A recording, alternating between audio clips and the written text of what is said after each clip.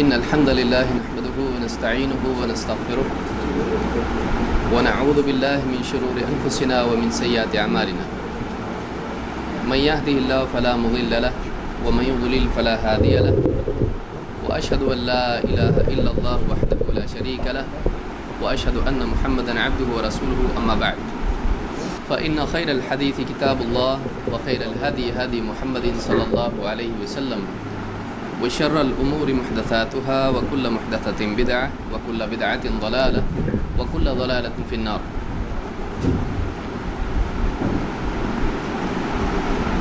قال الله تبارك وتعالى: فاسألوا أهل الذكر إن كنتم لا تعلمون.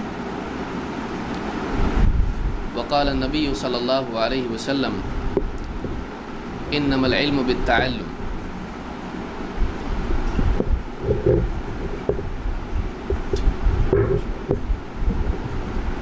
میرے محترم دینی بھائیوں، اللہ رب العالمین نے انسان کو پیدا کیا تو علم کے ساتھ پیدا نہیں کیا۔ اللہ تعالیٰ نے قرآن کریم میں فرمایا: واللہ اخرجکم من بطون امہاتکم لا تعلمون شیئا۔ اللہ تعالیٰ نے تمہیں تمہاری ماؤں کے پیٹوں سے باہر نکالا اس حال میں کہ تم کچھ بھی نہیں جانتے تھے۔ لا تعلمون شیئا وجعل لکم السمع والابصار والافئدۃ لعلکم تشکرون۔ اور اس نے تمہارے لیے کان دیے، کان بنائے، سمع والابصار تمہارے لیے آنکھیں بنائی، والافئدہ تمہارے لیے دل بنائے، لعلکم تشکرون تاکہ تم ان نعمتوں پر اللہ کا شکر ادا کرو۔ اللہ تعالیٰ نے پیدائشی طور پر انسان کو علم نہیں دیا، لیکن علم کے حاصل کرنے کے لیے جو صلاحیتیں درکار ہیں، اللہ تعالیٰ نے وہ تمام صلاحیتیں انسان کو عطا فرمائیں۔ اس لیے کہ انسان سے مطلوب یہ ہے کہ دنیا میں وہ حق کا علم حاصل کرے اور اس کے مطابق اپنی زندگی کو ڈھالے، اپنے عقیدے کو اس علم کے مطابق بنائے اور اپنی عملی زندگی میں اسی علم کا نفاذ کرے جو اللہ کی طرف سے نبیوں اور رسولوں کو دیا جاتا ہے۔ اس کا ایک طریقہ یہ ہے کہ ایک انسان براہ راست نبی سے ملے، جیسا کہ اللہ کے نبی صلی اللہ علیہ وسلم کے زمانے میں اور پچھلے نبیوں کے زمانے میں ان کے ساتھیوں کا، صحابہ کا طریقہ تھا کہ اللہ کی طرف سے آیا ہوا علم براہ راست صحابہ اللہ کے نبی صلی اللہ علیہ وسلم سے لیتے تھے۔ کوئی بھی مسئلہ ان کو پیش آتا، وہ اللہ کے رسول صلی اللہ علیہ وسلم کے پاس جاتے اور اس کا جواب پوچھتے۔ اگر آپ کے پاس اس وقت جواب ہوتا، فوراً جواب دے دیتے، اور اگر اس وقت کوئی پیغام اللہ کی طرف سے اس سلسلے میں نہیں ہوتا تو آپ انتظار کرتے، اللہ کی طرف سے وحی آتی، آپ جواب دیتے۔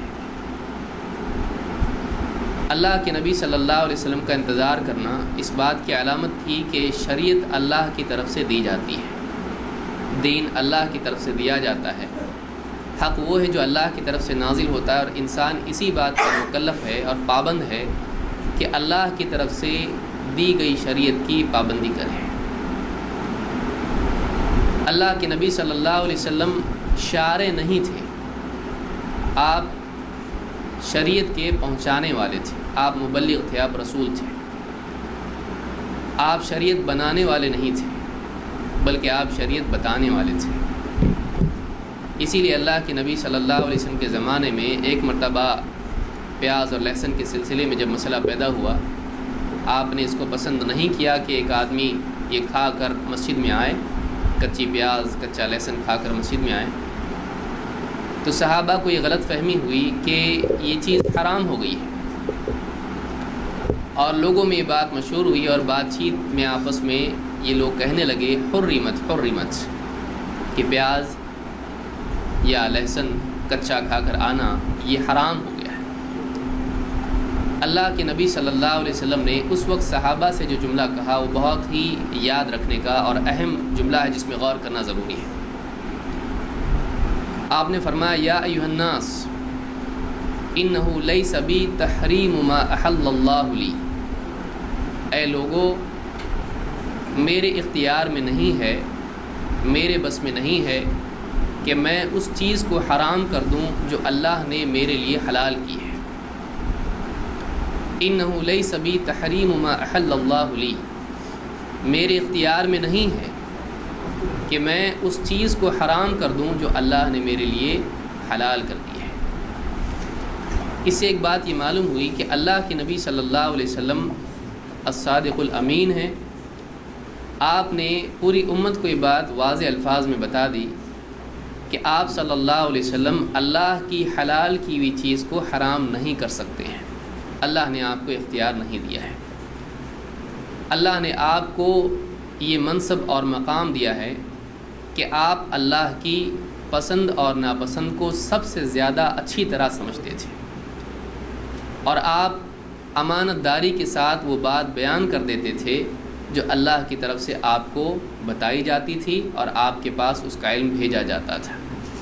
کسی بھی سلسلے میں آپ نے کوئی بات چھپائی نہیں۔ تو آپ رسول کے سلسلے میں بات دیکھیں کہ اللہ کے رسول صلی اللہ علیہ وسلم مبلغ تھے، آپ کا کام تبلیغ دین تھا، اللہ کی طرف سے آئے ہوئے حق کو، آئے ہوئے علم کو لوگوں تک پہنچانا یہ آپ کی ذمہ داری تھی۔ لیکن آپ کے اختیار میں یہ نہیں تھا کہ آپ ایک حلال چیز کو حرام کر دیں یا ایک حرام چیز کو اپنی طرف سے حلال کر دیں۔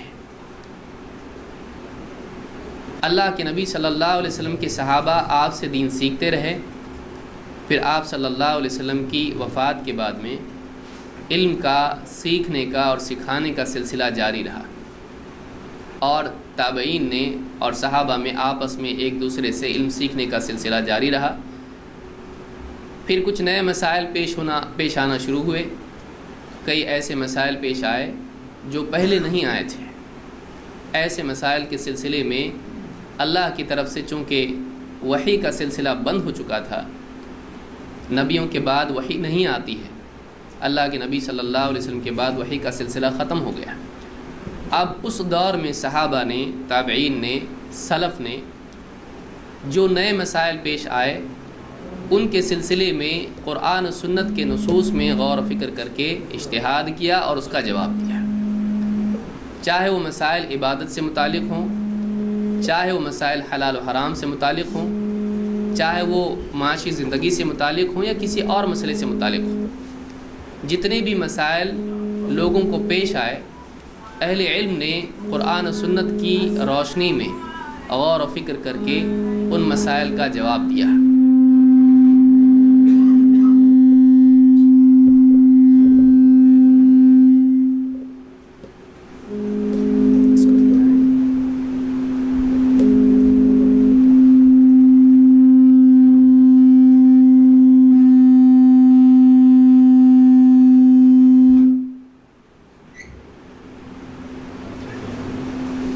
لہٰذا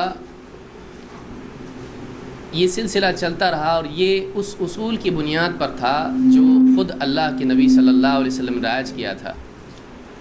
اور آپ نے ایک واقعے میں، جس کا پس منظر یہ ہے کہ سفر میں صحابہ تھے اور ایک آدمی کو ایسا مسئلہ پیش آیا کہ وہ جنابت کی حالت اس کو پیش آئی، لیکن سر میں زخم ہونے کی وجہ سے اب مسئلہ یہ ہوا کہ وہ غسل کرے یا نہ کرے۔ اس وقت اللہ کے نبی صلی اللہ علیہ وسلم اس سفر میں موجود نہیں تھے۔ اس شخص نے دوسرے لوگوں سے پوچھا کہ میرے لیے کوئی رخصت اس سلسلے میں ہے، غسل کے سلسلے میں؟ لوگوں نے کہا کہ نہیں، تم کو غسل کرنا پڑے گا۔ اس آدمی نے، ان صحابی نے غسل کیا، اور اس غسل کی وجہ سے زخم میں پانی بھر گیا اور زخم بڑھ گیا، اور اسی سے ان صاحب کی موت ہو گئی۔ اللہ کے نبی صلی اللہ علیہ وسلم کے پاس جب یہ مسئلہ اور یہ واقعہ بیان کیا گیا، آپ کی خدمت میں بات پیش کی گئی، تو آپ صلی اللہ علیہ وسلم سخت ناراض ہوئے اور آپ نے کہا قتلوہ قاتلہم اللہ، انہوں نے اس کو مار ڈالا، اللہ ان کو ہلاک کرے۔ قاتلہم اللہ، اللہ ان کو قتل کرے یا ان کو ہلاک کرے۔ اور آپ نے اس کے بعد فرمایا کہ جب انہیں معلوم نہیں تھا تو انہوں نے پوچھا کیوں نہیں؟ انہیں جب معلوم نہیں تھا تو انہوں نے پوچھا کیوں نہیں؟ کیوں فإنما شفاء العی السؤال، اس لیے کہ جاہل کی جہالت کا علاج پوچھنا ہے۔ اس حدیث میں ایک اصول یہ معلوم ہوا کہ جس آدمی کو دین کی بات معلوم نہیں ہے اس کے لیے ہرگز یہ جائز نہیں ہے کہ وہ اپنی طرف سے دین میں لب کشائی کرے، اپنی طرف سے کچھ بھی فتویٰ دے، چاہے وہ وضو کا معاملہ ہو یا غسل کا معاملہ ہو یا دین کا کوئی اور معاملہ ہو، اس سے بڑھ کر یہ کہ وہ عقیدے میں بولنے لگے۔ تو بغیر علم کے ایک آدمی کو دین میں بولنا نہیں چاہیے، اس حدیث سے بات معلوم ہوتی ہے۔ اور اس سے یہ بھی بات معلوم ہوتی ہے کہ جو آدمی خود نہیں جانتا ہے اس کو جاننے والے سے پوچھنا چاہیے۔ اللہ تعالیٰ نے بھی قرآن کریم میں فرمایا فَاسْأَلُوا أَهْلَ الذِّكْرِ إِن كُنتُمْ لَا تَعْلَمُونَ، اہل ذکر سے، کتاب کا علم رکھنے والوں سے پوچھو اگر تم کو نہیں معلوم۔ یہ شروع دور سے چلتا آیا ہے اور آج تک یہ چل رہا ہے، اور اس میں کوئی برائی نہیں ہے کہ ایک آدمی جو نہیں جانتا ہو وہ جاننے والے سے پوچھے۔ اسلام میں یہ بات نہیں ہے کہ پیدائشی طور پر آدمی جانتا ہو، یہ بھی بات عقیدہ ہمارا نہیں ہے۔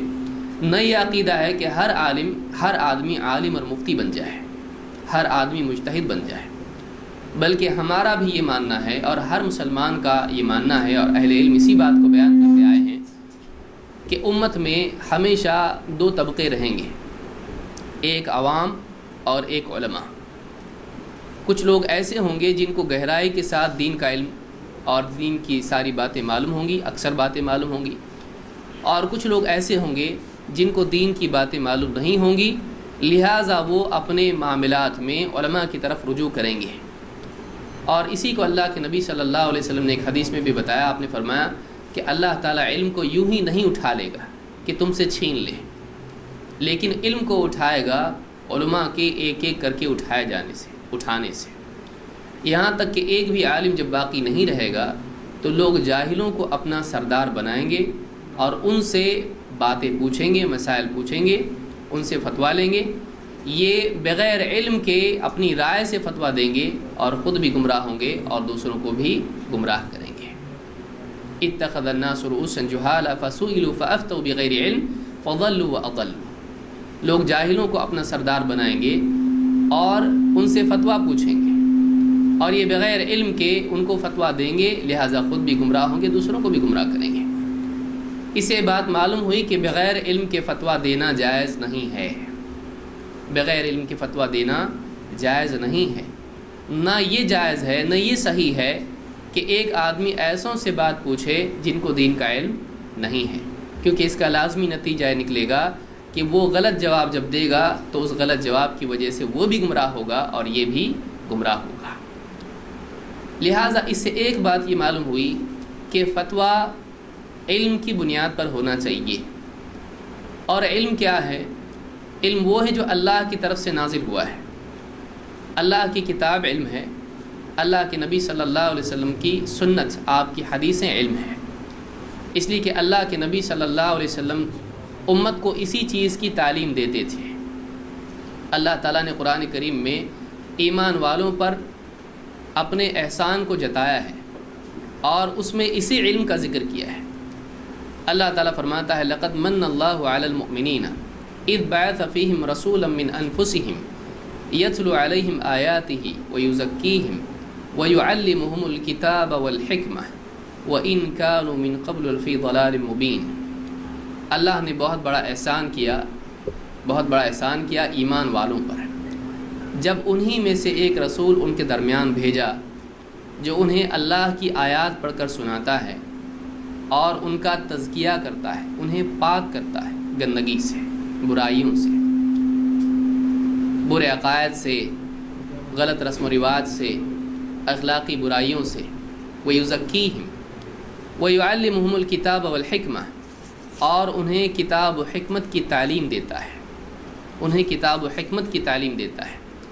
وَإِن كَانُوا مِن قَبْلُ لَفِي ضَلَالٍ مُبِينٍ، اس سے پہلے ان لوگوں کا حال یہ تھا کہ یہ کھلی گمراہی میں پڑے ہوئے تھے۔ معلوم ہی ہوا کہ اللہ کے نبی صلی اللہ، دیکھیے علم کس کو کہتے ہیں یہ ہم سمجھ رہے ہیں، علم کہتے کس کو ہیں؟ اللہ نے انسان کو پیدا، اب کہاں تک آئے ہم لوگ اس کو یاد رکھیں، اللہ نے پیدائشی طور پر انسان کو علم کے ساتھ پیدا نہیں کیا ہے، علم حاصل کرنا پڑتا ہے، کیونکہ اللہ کے نبی صلی اللہ علیہ وسلم فرماتے ہیں انما العلم بالتعلم، علم سیکھنے سے آتا ہے، علم سیکھنے سے آتا ہے۔ پھر ہم نے دیکھا کہ اللہ کے نبی صلی اللہ علیہ وسلم کے زمانے میں اور ہر دور میں یہ ہوتا تھا کہ صحابہ آپ سے پوچھتے تھے اور آپ ان کو بتاتے تھے، پھر وہی علم نسل در نسل سلف میں منتقل ہوتا رہا۔ لیکن واقعی وہ علم کیا ہے؟ تو اللہ تعالیٰ نے یہاں بتایا کہ نبی کیا سکھاتے تھے۔ اللہ کے نبی صلی اللہ علیہ وسلم کے بارے میں فرمایا یتلو علیہم آیاتہ، لوگوں کو اللہ کی آیتیں پڑھ کر سناتے ہیں۔ پہلا علم یہ ہے، یہ صرف پہنچانا ہوا، لیکن اسی کے ساتھ اللہ نے فرمایا وَيُزَكِّيهِمْ، صرف آپ کی ذمہ داری پہنچانا نہیں تھا، بلکہ آپ کی ذمہ داری افراد کی تربیت بھی تھی، ان کی نگرانی، ان کو اچھا بنانا، جیسے پودے کو پانی کھاد دے کر سب کچھ کر کے ایک پیڑ کی صورت میں انسان بناتا ہے۔ اللہ کے نبی صلی اللہ علیہ وسلم کی ذمہ داری بھی یہی تھی کہ صرف پہنچایا نہ جائے بلکہ تربیت بھی کی جائے، نگہداشت کی جائے، صحابہ کو اچھا انسان بنایا جائے۔ آپ مبلغ بھی تھے اور آپ مربی بھی تھے۔ اسی کے ساتھ اللہ نے فرمایا کہ وَيُعَلِّمُهُمُ الْكِتَابَ وَالْحِكْمَةَ، کہ صحابہ کو آپ، ایمان والوں کو آپ کتاب اور حکمت کی تعلیم دیتے ہو۔ تو تعلیم کا جو وہاں پر نظام تھا، اس میں کتاب کی تعلیم دی جاتی تھی، اللہ کی کتاب، اور حکمت کی تعلیم دی جاتی تھی، یعنی اللہ کے نبی صلی اللہ علیہ وسلم کی سنت۔ آپ تفسیر ابن کثیر دیکھیں یا دوسری تفاسیر دیکھیں، اہل علم نے کہا ہے کہ یعلمہم الکتاب والحکمہ کا مطلب یہ ہے یعلمہم القرآن والسنہ۔ اللہ کے نبی صلی اللہ علیہ وسلم صحابہ کو قرآن اور سنت کی تعلیم دیتے تھے۔ یہ وہ تعلیم تھی، یہ وہ علم تھا جو آپ نے اپنے پیچھے چھوڑا ہے۔ اس علم کے حامل کو عالم کہتے ہیں۔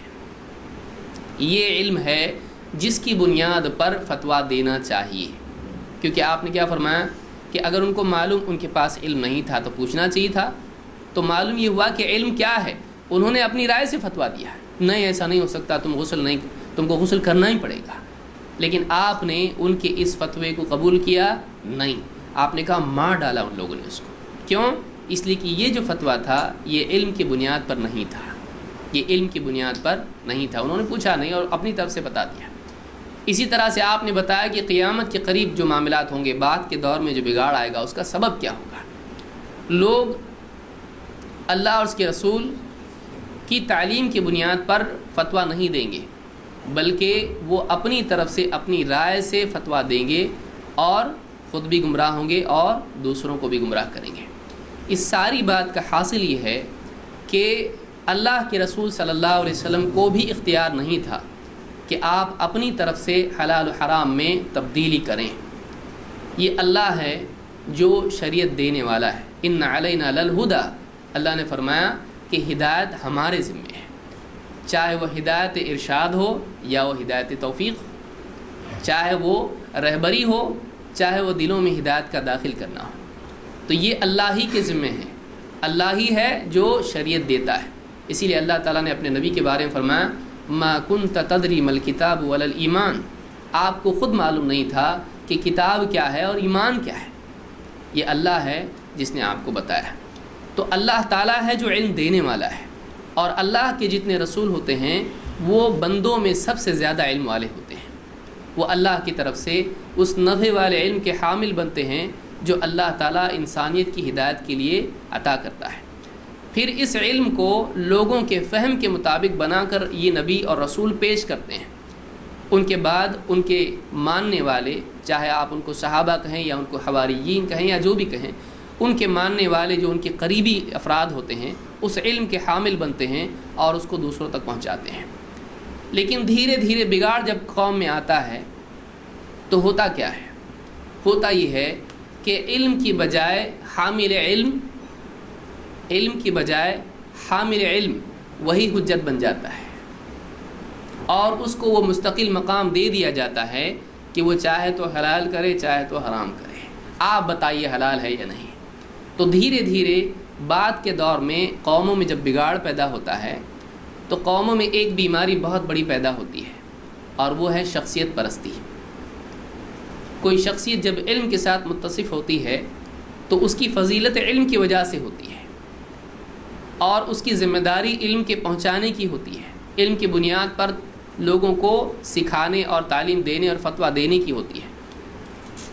لیکن ان کے ماننے والے، ان کو دیکھنے والے، ان کا نام لینے والے اکثر اوقات اس علم کی بجائے ان کی شخصیت کو اتنا زیادہ اہمیت دینے لگتے ہیں کہ پھر ان کی بات حجت بن جاتی ہے، انہی کی شخصیت حجت بن جاتی ہے۔ بعض اوقات ایسے لوگ جو قوم میں علم کے نام سے متصف ہوتے ہیں، عالم کے نام سے متصف ہوتے ہیں، اس صفت سے متصف ہوتے ہیں، ایسے افراد صحیح بھی نہیں ہوتے ہیں۔ جیسے اللہ کے نبی صلی اللہ علیہ وسلم کی ایک حدیث سے معلوم ہوتا ہے کہ آپ نے عدی بن حاتم رضی اللہ عنہ سے کہا، جب وہ گلے میں صلیب لے کر پہنے ہوئے آئے، یہ ابھی مسلمان ہوئے تھے اور پہلے عیسائی تھے، اللہ کے نبی صلی اللہ علیہ وسلم کے پاس آئے تو آپ نے آیت پڑھی، یہ آپ نے قرآن کی آیت پڑھی، اتخذوا احبارهم ورهبانهم اربابا من دون اللہ۔ اہل کتاب نے اپنے احبار اور رہبان کو اللہ کے سوا اپنا رب بنا لیا۔ احبار یہودیوں کے عالم، اور رہبان راہب جو تاریک دنیا ہوتے ہیں عیسائیوں میں سے، ان کے عبادت گزار زاہد قسم کے لوگ۔ اللہ تعالیٰ نے اس آیت میں بتایا کہ اہل کتاب نے اپنے احبار کو اور رہبان کو اللہ کے سوا اپنا رب بنا لیا۔ عدی بن حاتم رضی اللہ تعالیٰ نے جب آیت سنی تو کہا کہ اللہ کے رسول، ہم نے تو ان کو اپنا رب نہیں بنایا، یعنی ہم رب کے طور پر ان کو نہیں مانتے تھے، رب تو ہم اللہ کو مانتے تھے، ان کو تھوڑی نا ہم نے رب بنایا اپنا۔ یعنی ان کے نزدیک ان کا مقام رب کا نہیں تھا، ان کو رب قرار انہوں نے نہیں دیا تھا۔ آپ نے فرمایا کیا ایسا نہیں تھا کہ تم جب اللہ کی حلال کی ہوئی چیز کو وہ حرام کر دیتے تو تم اس کو حرام مان لیتے، اور اللہ کی حرام کی ہوئی چیز کو وہ حلال قرار دیتے تو تم اس کو حلال مانتے؟ کیا ایسا نہیں تھا؟ انہوں نے کہا کہ ہاں ایسا تو تھا۔ آپ نے فرمایا فَتِلْكَ عِبَادَتُهُمْ، یہی تو ان کی عبادت ہے، یہی تو ان کی عبادت ہے۔ یعنی کسی کو معبود بنانے کے لیے اس کو معبود کا نام دینا ضروری نہیں ہے، بلکہ معبود کا سلوک اس کے ساتھ آدمی کرے تب بھی اس نے اس کو معبود بنایا۔ جیسے ایک آدمی یہ کہے کہ یہ بت میرا معبود نہیں ہے لیکن اس کے آگے سجدہ کرے، تو اب کیا کہا جائے گا؟ اس نے معبود نہیں بنایا، اس نے معاملہ اس کے ساتھ عبادت کا کیا، اگرچہ اس کو نام معبود کا نہیں دے رہا ہے۔ تو یہاں اصل نام کا مسئلہ نہیں ہے، یہاں اصل کام کا معاملہ ہے۔ لہٰذا اللہ کے نبی صلی اللہ علیہ وسلم نے اس حدیث میں بتایا کہ اگر کوئی آدمی کسی عالم کو مستقل یہ حیثیت دے دیتا ہے کہ اللہ کے حلال کے مقابلے میں اللہ کی طرف سے علم آ چکا ہے کہ یہ حلال ہے، اب عالم اپنی طرف سے اس کو حرام کر دے، یا اللہ کی طرف سے واضح بات آ چکی کہ حرام ہے اور عالم اپنی طرف سے کہے کہ یہ حلال ہے، اگر اس کو یہ منصب دے دیتا ہے، اس کو یہ مقام دے دیتا ہے کہ عالم کے کہنے سے حلال حرام ہو جائے یا حرام حلال ہو جائے، تو ایسی صورت میں اس نے اپنا رب اور معبود اس کو بنا لیا ہے۔ تو یہ دو بالکل ہی ایک دوسرے کی مخالف سمتیں ہیں۔ جو میں نے اپنی گفتگو میں بات پیش کیا، آپ اس کو اگر غور کریں اس پر، تو ایک حصہ میں نے بتایا کہ علماء سے دین کو پوچھنا اور سیکھنا یہ خود اسلام میں بتایا گیا ہے۔ فَاسْأَلُوا أَهْلَ الذِّكْرِ إِن كُنتُمْ لَا تَعْلَمُونَ، جاننے والوں سے پوچھو اگر تم کو نہیں معلوم۔ اور اس کے بالمقابل ایک دوسری چیز ہے کہ ایک آدمی عالم کو یا اپنے سماج کے بڑے کو یہ مستقل اختیار دے دے کہ وہ اللہ کی حلال و حرام کے بالمقابل اس کے مخالف کوئی بات کہے اور لوگ اس کو ماننے لگیں، تو یہ اختیار عالم کو کسی نے دیا نہیں ہے۔ اگر کوئی دیتا ہے تو اللہ کی نگاہ میں، اللہ کے قرآن کی روح سے، اللہ کے نبی صلی اللہ علیہ وسلم کے فرمان کی روشنی میں ایسا آدمی اس کو رب اور معبود کا مقام دے رہا ہے۔ اہل حدیث اسی کے خلاف ہے، لیکن بدقسمتی سے اہل حدیث کی بات ٹھنڈے دماغ سے، ٹھنڈے دل سے، سکون کے ساتھ سننے کی کوشش نہ کرنے کی وجہ سے، اور کبھی مذہبی تعصب کی وجہ سے، کبھی علم کی کمی کی وجہ سے، کبھی دنیاوی منافع کے کھونے کے ڈر کی وجہ سے بہت سارے لوگ اہل حدیث کی باتوں کو غلط طور پر سمجھتے ہیں یا غلط طور پر پیش کرنے کی کوشش کرتے ہیں۔ اہل حدیث نے کبھی علماء کی نفی نہیں کی ہے۔ اس کی سب سے بڑی دلیل یہ ہے کہ اہل حدیث میں علماء ہوتے ہیں. اگر اہل حدیث علماء کے قائل نہیں ہوتے تو اہل حدیث میں ایک بھی عالم نہیں ہوتا یا پھر سب عالم کہلاتے ہیں. لیکن اہل حدیث میں ایسا نہیں ہوتا ہے. اہل حدیث میں علماء بھی ہوتے ہیں اور عوام بھی ہوتی ہے. اہل حدیث کبھی بھی اس بات کے منکر نہیں رہے کہ ایک عام آدمی کو عالم سے پوچھنا چاہیے. اہل حدیث کا اور دوسروں کا اختلاف کہاں ہے؟ اختلاف یہاں ہے کہ دلیل کی اتباع کی جائے یا شخصیت ہی کی بات کو حجت مانا جائے. یہ مقام کہ فلاں کی بات حجت ہے، اس سے ہٹ کے نہیں چل سکتے، یہ مقام اہل حدیث کے نزدیک اللہ کے نبی صلی اللہ علیہ وسلم کا ہے. اب یہ مقام کسی اور کو اگر دینے کی کوشش کی جائے تو اہل حدیث یہ مانتے ہیں کہ یہ مقام نبی کا ہے، کسی اور کو نہیں دیا جا سکتا ہے. ایک آدمی اگر یہ کہے، عیسائی اگر یہ کہے کہ آپ لوگ عیسیٰ علیہ السلام کو نہیں مانتے، ہم کہیں گے ہم عیسیٰ علیہ السلام کو مانتے ہیں کہ آپ اللہ کا بیٹا نہیں مانتے ان کو، لہٰذا ہمارے اعتبار سے تو آپ نہیں مانتے ان کو. ہم کہیں آپ کے اعتبار سے نہیں مانتے ہیں، لیکن جیسے اللہ نے ہم کو ماننے کے لیے کہا ہے ویسا ہم مانتے ہیں.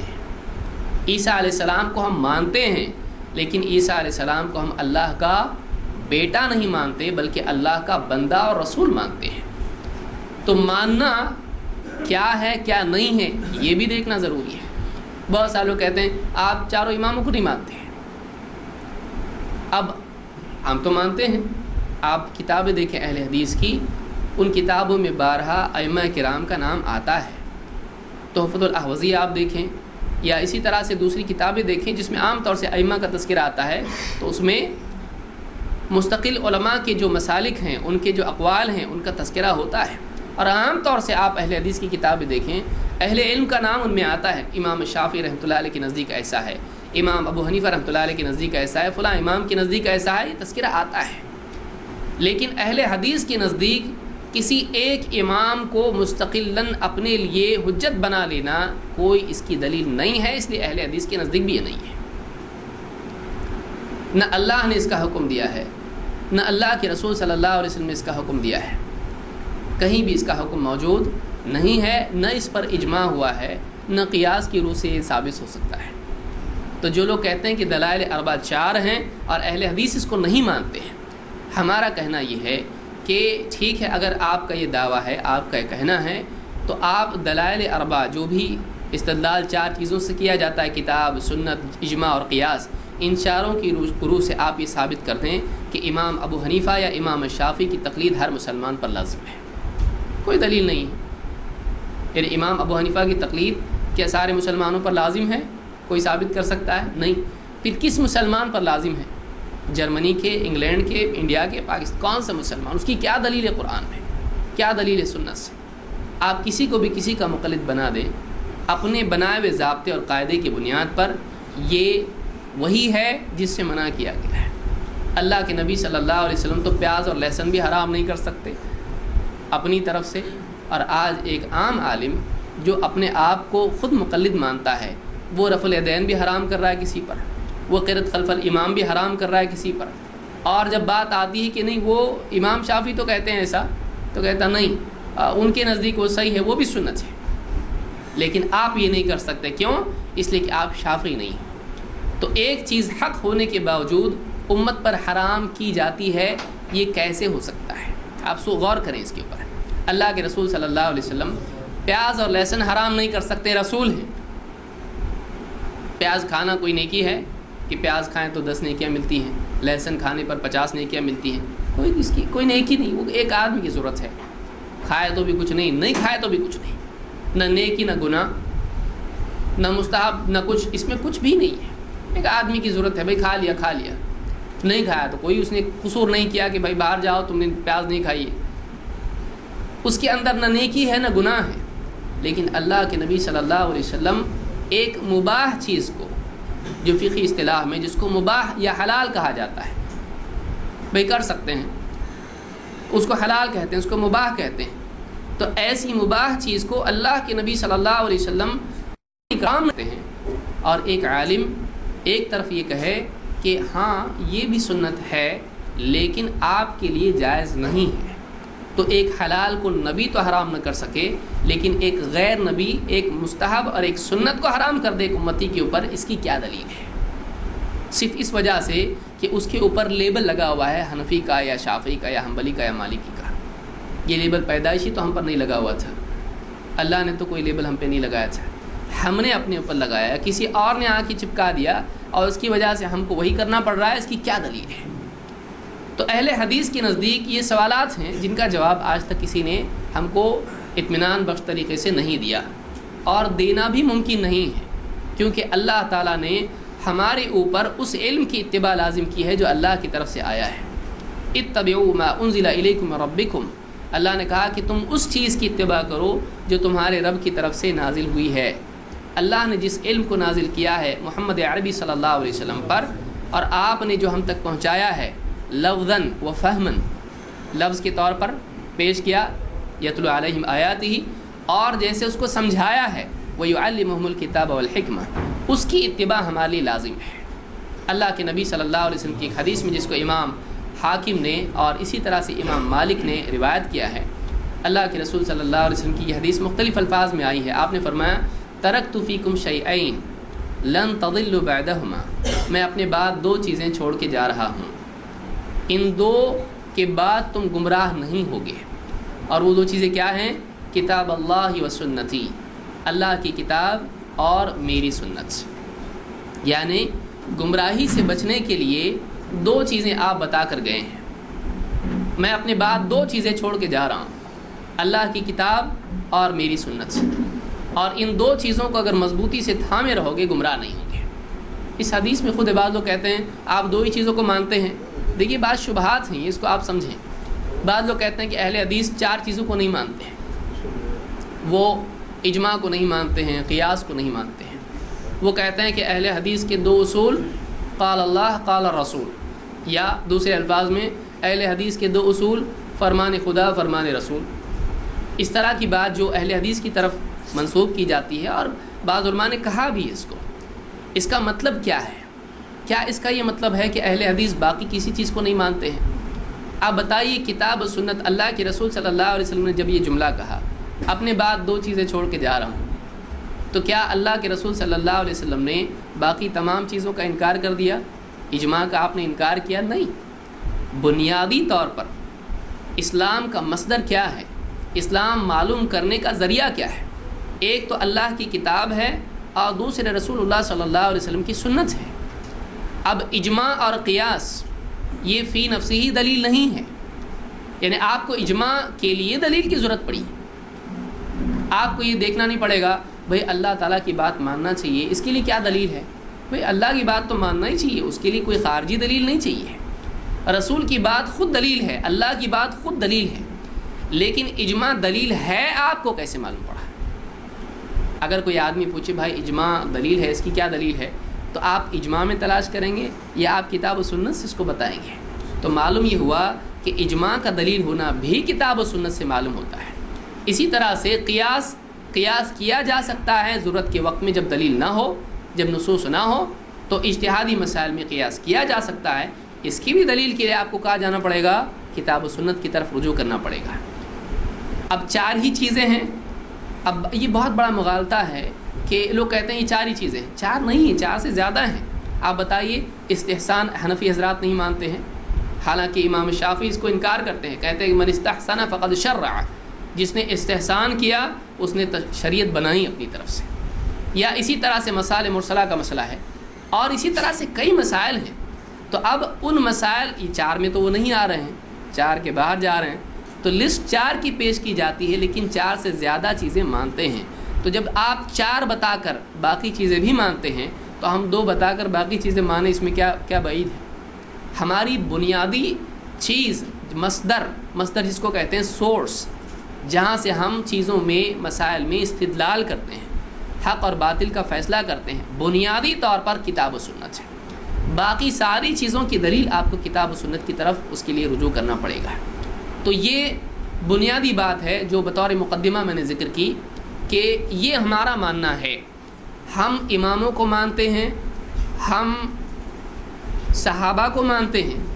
اب یہ تو بہت عجیب بات ہے، بعض لوگ ان کے نزدیک صحابہ کا قول حجت نہیں. میں بعد میں بتاؤں گا کہ واقعی کیا معاملہ ہے، کس کے نزدیک حجت نہیں ہے. میں قول بھی ذکر کروں گا امام الغزالی کا. تو اس سلسلے میں ہم دیکھتے ہیں کہ اہل حدیث کے بارے میں کہا جاتا ہے آپ تقلید کیوں نہیں کرتے ہیں؟ ہم کہتے ہیں تقلید ہم اس لیے نہیں کرتے ہیں کہ تقلید میں بہت سارے نقصانات ہیں. ہمارے نزدیک دین میں ایک آدمی کے لیے چاہے وہ عالم ہو یا عامی ہو کرنے کا کام اتباع ہے. جس کا مطالبہ اللہ نے ہم سے کیا ہے وہ اتباع ہے. اللہ نے دیکھیے قرآن میں کیا فرمایا، اتبعوا ما انزل الیکم من ربکم ولا تتبعوا من دونہ اولیاء. تم اس چیز کی اتباع کرو جو اللہ کی طرف سے تمہاری طرف نازل کی گئی ہے، اس کی بجائے تم اپنے اولیاء، اپنے بڑے سردار یا جو بھی ہیں ان کی اتباع مت کرو، ان کی پیروی مت کرو، ان کی باتوں میں مت آؤ، بلکہ تم کیا کرو، اس علم کی اتباع کرو جو اللہ کی طرف سے نازل ہوا ہے. تو اس میں خطاب کس سے ہے؟ اس میں علماء سے ہے، عوام سے ہے، مردوں سے ہے، عورتوں سے ہے، صرف صحابہ سے ہے، کس سے ہے؟ ساری امت سے خطاب اس میں ہے. ساری امت سے بات کہی گئی ہے کہ تم کو اتباع کرنی پڑے گی. تو ساری امت سے اتباع کا مطالبہ ہے، تقلید کا نہیں. آپ بلکہ اس سے آگے بڑھیے، قرآن میں واضح آیت آپ دیکھیے، اللہ نے کیا فرمایا، قل ان کنتم تحبون اللہ فاتبعونی یحببکم اللہ ویغفر لکم ذنوبکم واللہ غفور رحیم. اے نبی آپ کہیے اگر واقعی تم اللہ سے محبت کرتے ہو تو میری اتباع کرو، اللہ بھی تم سے محبت کرے گا. ویغفر لکم ذنوبکم، اور تمہارے گناہوں کی مغفرت کرے گا. واللہ غفور رحیم، اور اللہ تو بڑا مغفرت کرنے والا، رحم فرمانے والا ہے. اللہ تعالیٰ نے اپنی محبت کے حصول کے لیے وسیلہ بیان کیا، تو وسیلہ محمد عربی صلی اللہ علیہ وسلم کی اتباع ہے. تو مطالبہ اللہ کا ہم سے کیا ہے؟ تقلید ہے یا اتباع ہے؟ اللہ نے پورے قرآن میں اور اللہ کے نبی صلی اللہ علیہ وسلم نے احادیث میں ہم سے جو مطالبہ کیا ہے وہ تقلید کا نہیں ہے. وہ ہم سے مطالبہ جو کیا گیا اللہ اور اس کے رسول کا مطالبہ ہم سے کیا ہے؟ ہم سے مطالبہ ہے اتباع کا. لہٰذا ہم کہتے ہیں بھائی جب اتباع اللہ نے کہا ہے تو ہم تقلید کیوں کریں؟ ہم اتباع کریں گے. اور عالم سے پوچھنا تقلید نہیں ہے. عالم سے پوچھنا تقلید نہیں ہے. کیوں؟ اس لیے کہ آدمی عالم سے نہیں کہہ رہا آپ کا کیا کہنا ہے. آدمی عالم سے پوچھ رہا ہے اللہ کا دین کیا ہے. عالم اس کو اللہ کا دین بتا رہا ہے، یہ قرآن میں ہے، یہ سنت میں ہے، اور یہ آدمی اس علم کی اتباع کر رہا ہے تو وہی کر رہا ہے جو اس کو کرنا چاہیے.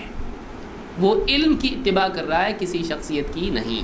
فلاں ابن فلاں ہی کی بات ماننا چاہیے، یہ مطالبہ کرنا ہی غلط ہے. کوئی آدمی کہے فلاں صاحب ہیں، فلاں عالم صاحب ہیں، انہی کی ماننا چاہیے، یہ مطالبہ ہی غلط ہے، اس لیے کہ اس کی کوئی دلیل نہیں ہے. اس کی کوئی دلیل اسلام میں نہیں ہے. ہاں اللہ اور اس کے رسول کی بات ماننی چاہیے، اور اللہ کے رسول صلی اللہ علیہ وسلم ہی کی بات ماننا چاہیے، آپ کے مقابلے میں کسی کی نہیں، آپ کے مقابلے میں کسی کی نہیں. تو یہ جو چیز ہے یہ اہل حدیث کا اصول ہے. اس کے مقابلے میں تقلید آ جاتی ہے. تقلید میں کیا ہے؟ آج جو تقلید دیکھیے، تقلید کی دو قسمیں بتائی جاتی ہیں. جو مقلدین حضرات ہیں وہ تقلید کی دو قسمیں بتاتے ہیں. کہتے ہیں ایک ہے تقلید مطلق اور دوسری ہے تقلید شخصی. تقلید مطلق کیا ہے؟ ایک آدمی کسی بھی عالم سے دین کا کوئی بھی معاملہ پوچھے اور عمل کرے. کبھی امام شافعی کے پاس چلا گیا، کبھی امام ابو حنیفہ کے پاس، کبھی امام الاوزاعی کے پاس، اور جس سے بھی اس نے مسئلہ پوچھا اس پہ عمل کر لیا. کسی عالم کی قید اس میں نہیں رکھی، بلکہ ہر عالم سے جو قرآن و سنت کا عالم ہے اس آدمی سے دین کا مسئلہ پوچھا اور عمل کیا. اس کو وہ کہتے ہیں یہ تقلید مطلق ہے. مطلق کے معنی ہوتا ہے آزاد چھوڑ دینا، اطلقہ، اسی پر سے طلاق ہے. اور تقلید شخصی کیا ہے؟ فلاں شخص کی آپ کو تقلید کرنی پڑے گی. یعنی آپ یا تو امام شافعی کے مقلد بنیں یا امام ابو حنیفہ رحمۃ اللہ علیہ کے، دو میں سے کسی ایک کے، دونوں کے نہیں بن سکتے آپ. یہ کیا ہے؟ یہ تقلید شخصی ہے. آج آپ جتنی بھی مقلدین دنیا میں ہیں آپ ان سے پوچھئے کہ آپ دونوں میں سے کون سی تقلید کرتے ہیں، وہ کہیں گے کہ تقلید شخصی ہم کرتے ہیں. ہم ان سے پوچھیں گے کہ آپ تقلید مطلق کے قائل ہیں، وہ کہیں گے کہ تقلید مطلق جائز نہیں ہے. کیوں؟ اس میں آزادی ہوتی ہے، کبھی اس سے پوچھا کبھی اس سے پوچھا. آدمی اپنی مرضی کے مسائل میٹھے میٹھے لینا شروع کر دے گا اور اسے فتنہ اور بے دینی آئے گی. لہٰذا ایک آدمی تقلید مطلق نہیں کر سکتا ہے، وہ جائز ہی نہیں. اور تقلید شخصی کیا ہے؟ لازم ہے. تو جو چیز آج عمل میں ہی نہیں ہے اس پہ بات کر کے فائدہ نہیں ہے. ہم اس تقلید پر بات کریں گے جو آج عمل میں ہے، اور ہمارے نزدیک تقلید سرے سے دین میں نہیں ہے۔ ہم کو جو حکم اللہ نے دیا وہ کس چیز کا دیا ہے؟ اتباع کا، تو ہم اتباع کریں گے، اور اس اتباع میں کسی سے مدد لینا غلط نہیں ہے۔ اللہ نے کیا فرمایا قرآن میں؟ وَتَعَاوَنُوا عَلَى الْبِرِّ وَالتَّقْوَى، بر اور تقوی میں ایک دوسرے کی مدد کرو۔ تو نیکی کے سلسلے میں اگر کوئی مسلمان کسی کی مدد کرتا ہے تو اس میں کوئی غلط بات نہیں ہے۔ اگر ایک آدمی کو حدیث نہیں مل رہی ہے اور مسئلہ سمجھ میں نہیں آ رہا ہے، دوسرا عالم یا دوسرا آدمی اس کو اگر وہ بات بتا دیتا ہے، حوالہ دیتا ہے یا سمجھاتا ہے، تو اس میں اس کو تقلید نہیں کہا جاتا ہے۔ اگر کوئی کہتا ہے کہ یہ تقلید ہے تو ہر معلم کا ہر طالب علم مقلد ہے۔ بھائی مدرسے میں امام ابو حنیفہ بیٹھے پڑھانے کے لیے، گھروں میں بچوں کو ماں پڑھا رہی ہے، تو کیا بچے ماں کے مقلد ہیں؟ مسجد میں امام صاحب ہیں اور کوئی آدمی کوئی مسئلہ پیش آتا ہے کہ مولوی صاحب بلڈ ڈونیشن جائز ہے کہ نہیں ہے، اب اس کے پاس عالم کے پاس گیا، اب وہ امام ابو حنیفہ کا تو مسئلہ نہیں بتا رہا ہے، وہ کون سا مسئلہ بتائے گا؟ بعد کے محققین کا مسئلہ بتائے گا، کیونکہ امام ابو حنیفہ کے زمانے میں بلڈ ڈونیشن کا مسئلہ تھا ہی نہیں۔ تو اب کیا یہ کہا جائے گا کہ یہ آدمی فلاں عالم کا مقلد ہے؟ اگر واقعی کسی سے پوچھنا تقلید ہے تو پھر آج کوئی بھی امام ابو حنیفہ کا مقلد نہیں ہے، کیونکہ کوئی بھی آدمی آج امام ابو حنیفہ سے پوچھتا ہے؟ نہیں پوچھتا ہے۔ آج جو بھی آدمی دین کی بات پوچھتا ہے وہ کسی نہ کسی دوسرے عالم سے پوچھتا ہے یا کسی قریبی سے پوچھتا ہے جس کو دین کی بات معلوم ہوتی ہے۔ تو خلاصہ کلام یہ کہ کسی سے دین سمجھنے میں مدد لینا یہ تقلید نہیں ہے، کیونکہ اگر یہ تقلید ہوتا تو خود اللہ کے نبی صلی اللہ علیہ وسلم کے زمانے میں آپ کو یہ کہنا پڑے گا کہ صحابہ ابو بکر صدیق رضی اللہ عنہ لوگوں سے پوچھ رہے ہیں بتاؤ اس مسئلے میں کچھ ہے کیا؟ تو ابو بکر صدیق کیا ہو گئے؟ سب کے مقلد۔ حضرت عمر رضی اللہ تعالیٰ لوگوں سے پوچھ رہے ہیں اس مسئلے میں کچھ ہے کیا؟ صحابہ سے پوچھ رہے ہیں، کبھی یہ صحابی بتا رہے ہیں کبھی وہ صحابی بتا رہے ہیں، تو جس کو معلوم ہے بتا رہا ہے۔ تو عمر رضی اللہ تعالیٰ کیا ان صحابہ کے مقلد ہو گئے؟ نہیں۔ کسی سے دین کے معاملے میں مسئلہ پوچھنا اور دلیل پوچھنا یہ تقلید نہیں ہوتی ہے، ورنہ اور بعض اوقات لوگ کہتے ہیں کہ دیکھیے کہ ایک آدمی گواہ بن کے آتا ہے اور وہ بتاتا ہے کہ یہ فلاں آدمی اس نے چوری کی ہے، اس نے نہیں کی، جو بھی مسئلہ ہے، یا بعض اوقات مثال دی جاتی ہے کہ آپ کو کیسے معلوم پڑا کہ یہ آپ ہی کے ابو ہیں۔ اب ایک آدمی جب ثابت کرنے پر آتا ہے تو وہ اخلاقی قدروں کو بھی کھو دیتا ہے، کہتا ہے تم کو کیسے معلوم ہے تم اپنے باپ کی اولاد ہو؟ ماں نے بتایا نا یہ تمہارے ابو ہیں، تو تم نے ماں کی تقلید کی ہے۔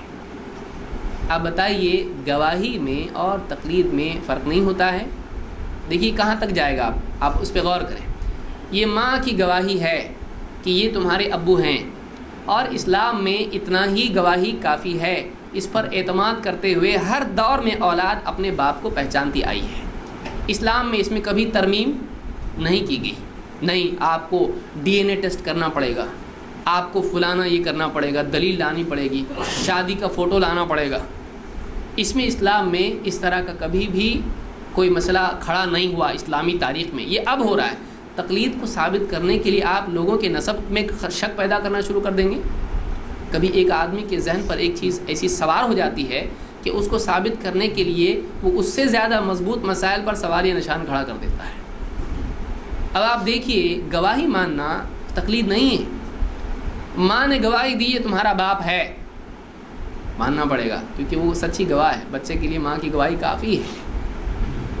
اب اگر گواہی تقلید ہے تو پھر اللہ کے نبی صلی اللہ علیہ وسلم کے زمانے میں کیا گواہ نہیں آتے تھے؟ گواہ کا قاعدہ اسلام میں آج آیا یا نبی کے زمانے سے ہے؟ تو کسی بھی مسئلے میں گواہ آتا تھا اور کہتا تھا کہ ہاں ایسا ایسا ہے۔ اللہ نے کہا کہ شہیدین من رجالکم، 2 آدمی تمہارے یہاں سے ہونا چاہیے گواہ کے طور پر۔ تو اب یہ جو گواہ اس زمانے میں آتے تھے اللہ کے نبی صلی اللہ علیہ وسلم کے سامنے اور گواہی دیتے تھے، تو آپ صلی اللہ علیہ وسلم جب ان گواہوں کی گواہی مانتے تھے تو کیا نعوذ باللہ اللہ کے رسول صلی اللہ علیہ وسلم ان گواہوں کے مقلد تھے؟ کہاں تک جاتا ہے دیکھیے، آدمی اپنی چیز کو ثابت کرنے کے لیے کتنے نئے نئے مسائل پیدا کر دیتا ہے، وہ نبی کو بھی مقلد بنا کے چھوڑے گا۔ تو ایک غلط مسئلہ ثابت کرنے میں آدمی کئی بڑے اور بڑے غلط مسئلے پیدا کر دیتا ہے۔ ہمارا کہنا یہ ہے کہ گواہی ماننا تقلید نہیں ہے، گواہی ماننا تقلید نہیں ہے، اور دین سمجھنے میں کسی سے مدد لینا تقلید نہیں ہے۔ ورنہ چاروں امام پیدائشی دین سمجھ کے پیدا ہوئے یا انہوں نے علماء سے اس کو سیکھا؟ تو آپ بتائیے، پھر چاروں بھی مقلد تھے۔ انہوں نے پیدائشی تو علم حاصل نہیں کیا، پیدا ہو گئے تو سارا علم ان کو تھا، قرآن بھی یاد، حدیث بھی یاد، سب یاد ایک دم، پیدا ہوتے ہی اجتہاد شروع کر دیا، ایسا تو نہیں تھا۔ تو آپ بتائیے کہ کیا پھر وہ بھی مقلد تھے ان کے اساتذہ کے؟ تو وہ مجتہد تھے یا مقلد تھے؟ پھر مسئلہ یہ پیدا ہوگا کہ ہر آدمی مقلد ہے۔ کیوں؟ کوئی مجتہد ہے ہی نہیں، سب کے سب مقلد ہے، کیونکہ ایک آدمی دوسرے سے استفادہ علمی کرتا ہے۔ مجتہد بننے کے بعد بھی آپ بتائیے، امام ابو حنیفہ کے بارے میں کہا جاتا ہے، اور کتنا وہ سچ ہے اللہ بہتر جانتا ہے، علماء نے تنقید بھی اس پر کی کہ ہے ہی نہیں ایسا، کہ ایک کمیٹی امام ابو حنیفہ رحمۃ اللہ علیہ کی تھی، اور اس کمیٹی میں بحث ہوا کرتی تھی، اور اس بحث کے بعد میں کسی نتیجے پر لوگ پہنچتے تھے، تو کیا امام ابو حنیفہ ان سب سے استفادہ کر کے جب فتویٰ دیتے تھے تو کیا وہ سب کے مقلد تھے؟ آپ غور کریے، یعنی کہاں کہاں آدمی چلا جاتا ہے ایک چیز کو ثابت کرنے کے لیے، کتنی چیزیں غیر ثابت ہو رہی ہیں اور کتنی شخصیات مجروح ہو رہی ہیں یہاں پہ۔ صاف صاف بات یہ ہے کہ ائمہ کرام مجتہدین تھے، انہوں نے دین کی خدمت کی، ان سے استفادہ کرنا چاہیے، لیکن کسی ایک سے نہیں، سب سے۔ کیوں؟ اس لیے کہ سب اللہ کی نعمتیں ہمارے لیے ہیں۔ اب ایک آدمی ایک ہی سے استفادہ کرے تو باقی سے کیا ہو جاتا ہے؟ محروم ہو جاتا ہے۔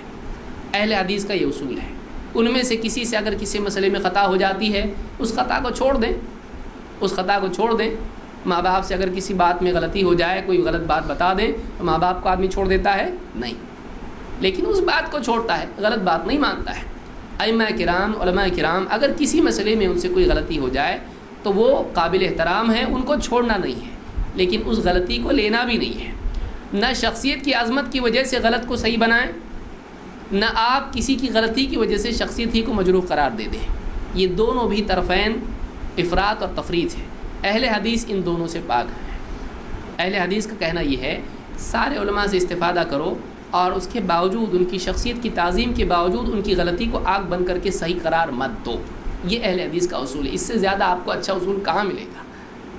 اور اسی بنیاد پر اہل حدیث پر یہ تہمت لگائی جاتی ہے کہ وہ ائمہ کرام کو نہیں مانتے ہیں۔ اگر واقعی یہ صحیح ہے تو پھر ہر مقلد 3 اماموں کو نہیں مانتا ہے، ہر مقلد بھائی 3 اماموں کو نہیں مانتا ہے، کیونکہ وہ امام شافعی کی اگر مان رہا ہے تو وہ امام ابو حنیفہ، امام مالک اور امام احمد کی نہیں مان سکتا ہے، تو ان کو مان کے کیا فائدہ؟ خالی ان کو نام مان رہا ہے۔ تو پھر اہل حدیث بھی تو ایسا کر سکتے ہیں کہ چاروں کو مان سکتے ہیں۔ آپ 3 کو نہیں مان کے، 3 کی بات نہیں مان کے بھی ان کے ماننے والے ہو، تو ہم 4 کی نہیں مان کے ان کے ماننے والے کیوں نہیں بن سکتے؟ بلکہ ہم چاروں کی تو ماننے کی بات کر رہے ہیں، نہیں ماننے کی تو نہیں کر رہے ہیں۔ عجیب بات یہ ہے۔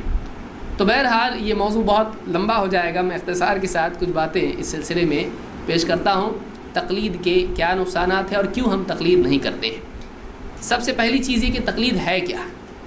تقلید کی تعریف میں التوقیف علی مہمات التعریف میں المناوی نے کہا ہے کہ التقلید اتباع الانسان غیرہ فیما یقولہ او یفعلہ۔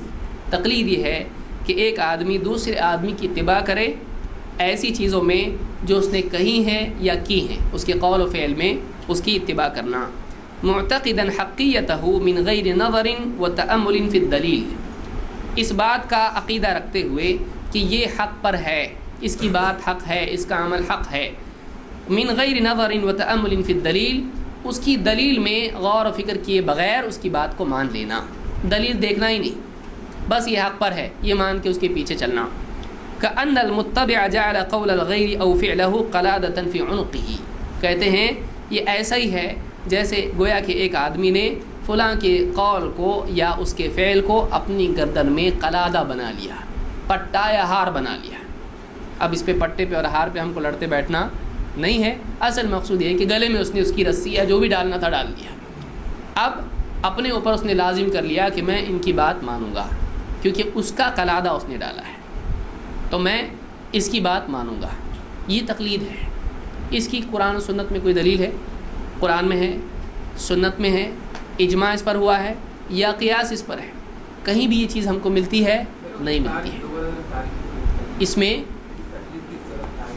اس میں دوران خطاب کسی کو بات کرنے کی اجازت نہیں، جو کچھ کہنا ہوگا آپ لکھ کے دیجیے، لکھ کے رکھیے، بعد میں آپ کو جواب دیا جائے گا۔ دیکھیے لیکن یہ چیز غلط ہے تو آپ کو وقت بعد میں ملے گا انشاءاللہ، اور اس میں آپ بول سکتے ہیں، لیکن دوران خطاب آپ سمجھتے ہیں کہ دوران خطاب اگر ہر آدمی پوچھنے لگ جائے تو ہم یہاں مقدم تقریر ہے، تو تقریر اگر رہ جائے اور باقی ساری چیزیں ہوں تو مقصود اس کا حاصل نہیں ہوگا۔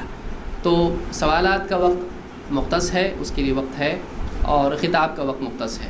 تو یہ بھی علمی مجالس کے آداب میں سے ہے کہ ایک آدمی جس کے لیے جو وقت ہے اس کے لیے اس میں وہ کرے۔ تو خطاب کا جو وقت ہے وہ خطاب کے لیے ہے، سوال کا جو وقت ہے وہ سوال کے لیے ہے۔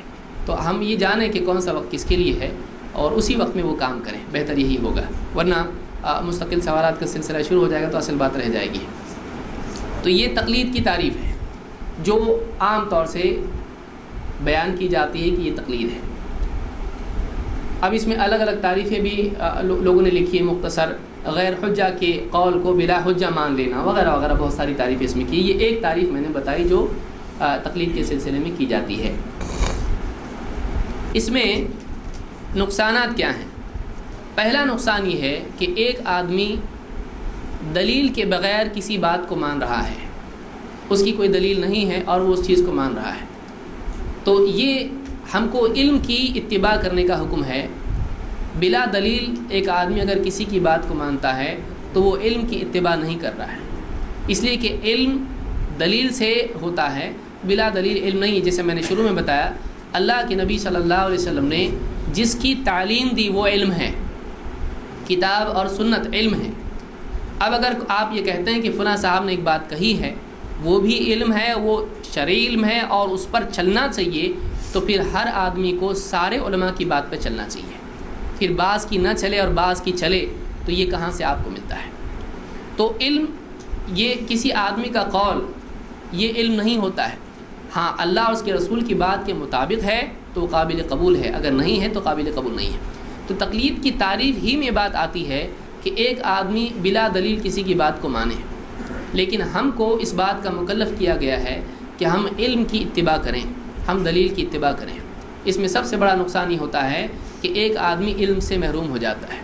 اسی لیے آپ دیکھیں کتنے لوگ ہیں جو سن کر عمل کر رہے ہیں، فلاں صاحب نے بتا دیا حلال تو حلال، فلاں نے کہا کہ حرام تو حرام، بغیر دلیل کے بغیر پوچھے اس طرح سے ایک آدمی عمل کر رہا ہے۔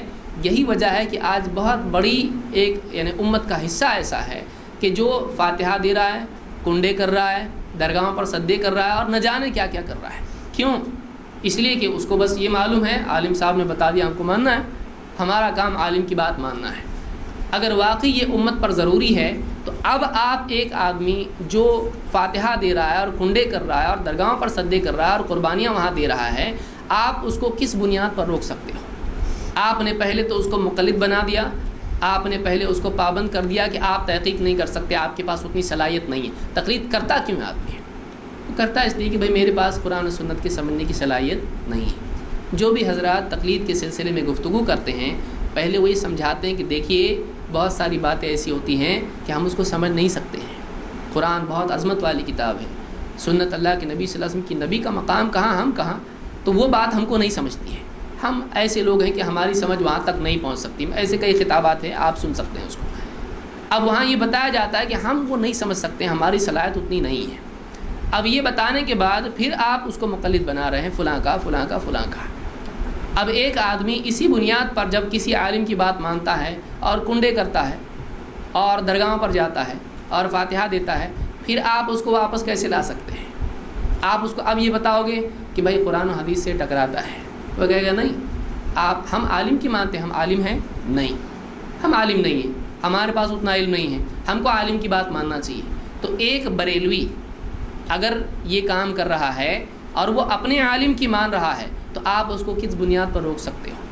لیکن اگر آپ سب کو قرآن و سنت کی طرف رجوع کا حکم دیتے ہو تو پھر ایسے مسائل کے اندر آپ بتا سکتے ہو کہ دیکھو قرآن میں ایسا ہے اور سنت میں ایسا ہے۔ تو تقلید کی وجہ سے بہت ساری گمراہیاں بھی پیدا ہو سکتی، کیونکہ آپ نے اس کو پابند کر دیا، تم کو نہیں سمجھتا عالم کی پوچھو، عالم سے پوچھو اور وہی کرو۔ اب امت میں عالم کے اعتبار سے کوئی ایک مکتبہ فکر تو ہے نہیں، اگر ایسا ہوتا سارے علماء اہل حق ہوتے تو بہت ہی خوشی کی بات تھی، ایسا ہے نہیں۔ یہاں پر کئی مکاتب فکر ہیں، دیوبندی ہیں، بریلوی ہیں، خود مقلدین میں 2 مکتب فکر ہیں۔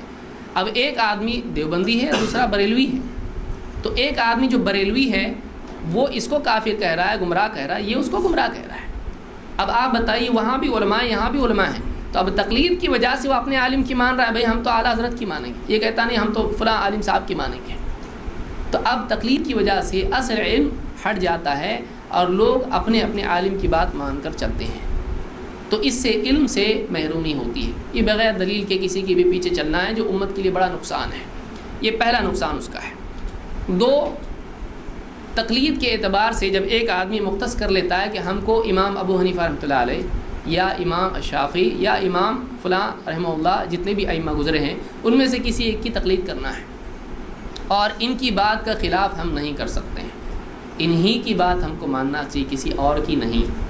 جب آدمی ایسا کسی کو مختص کر دیتا ہے تو مقام رسول اس کو دے رہا ہے، چاہے وہ لقب رسول اس کو نہ دے رہا ہو، وہ اس کے لیے وہی منصب دے رہا ہے کہ ان کا مقام ہے، یہ جب بول دیں تو ماننا ہی پڑتا ہے، ان کا خلاف نہیں کیا جا سکتا ہے۔ یہ جو مقام رسول کا ہے وہ اسی امام کو، عالم کو دے رہا ہے۔ امام اور عالم کے لیے اپنا مقام ہے، وہ قابل احترام ہیں، لیکن ان کا مقام رسول کا نہیں ہے۔ صحابہ کا بھی تو مقام رسول کا نہیں ہے، ان کا اپنا مقام ہے۔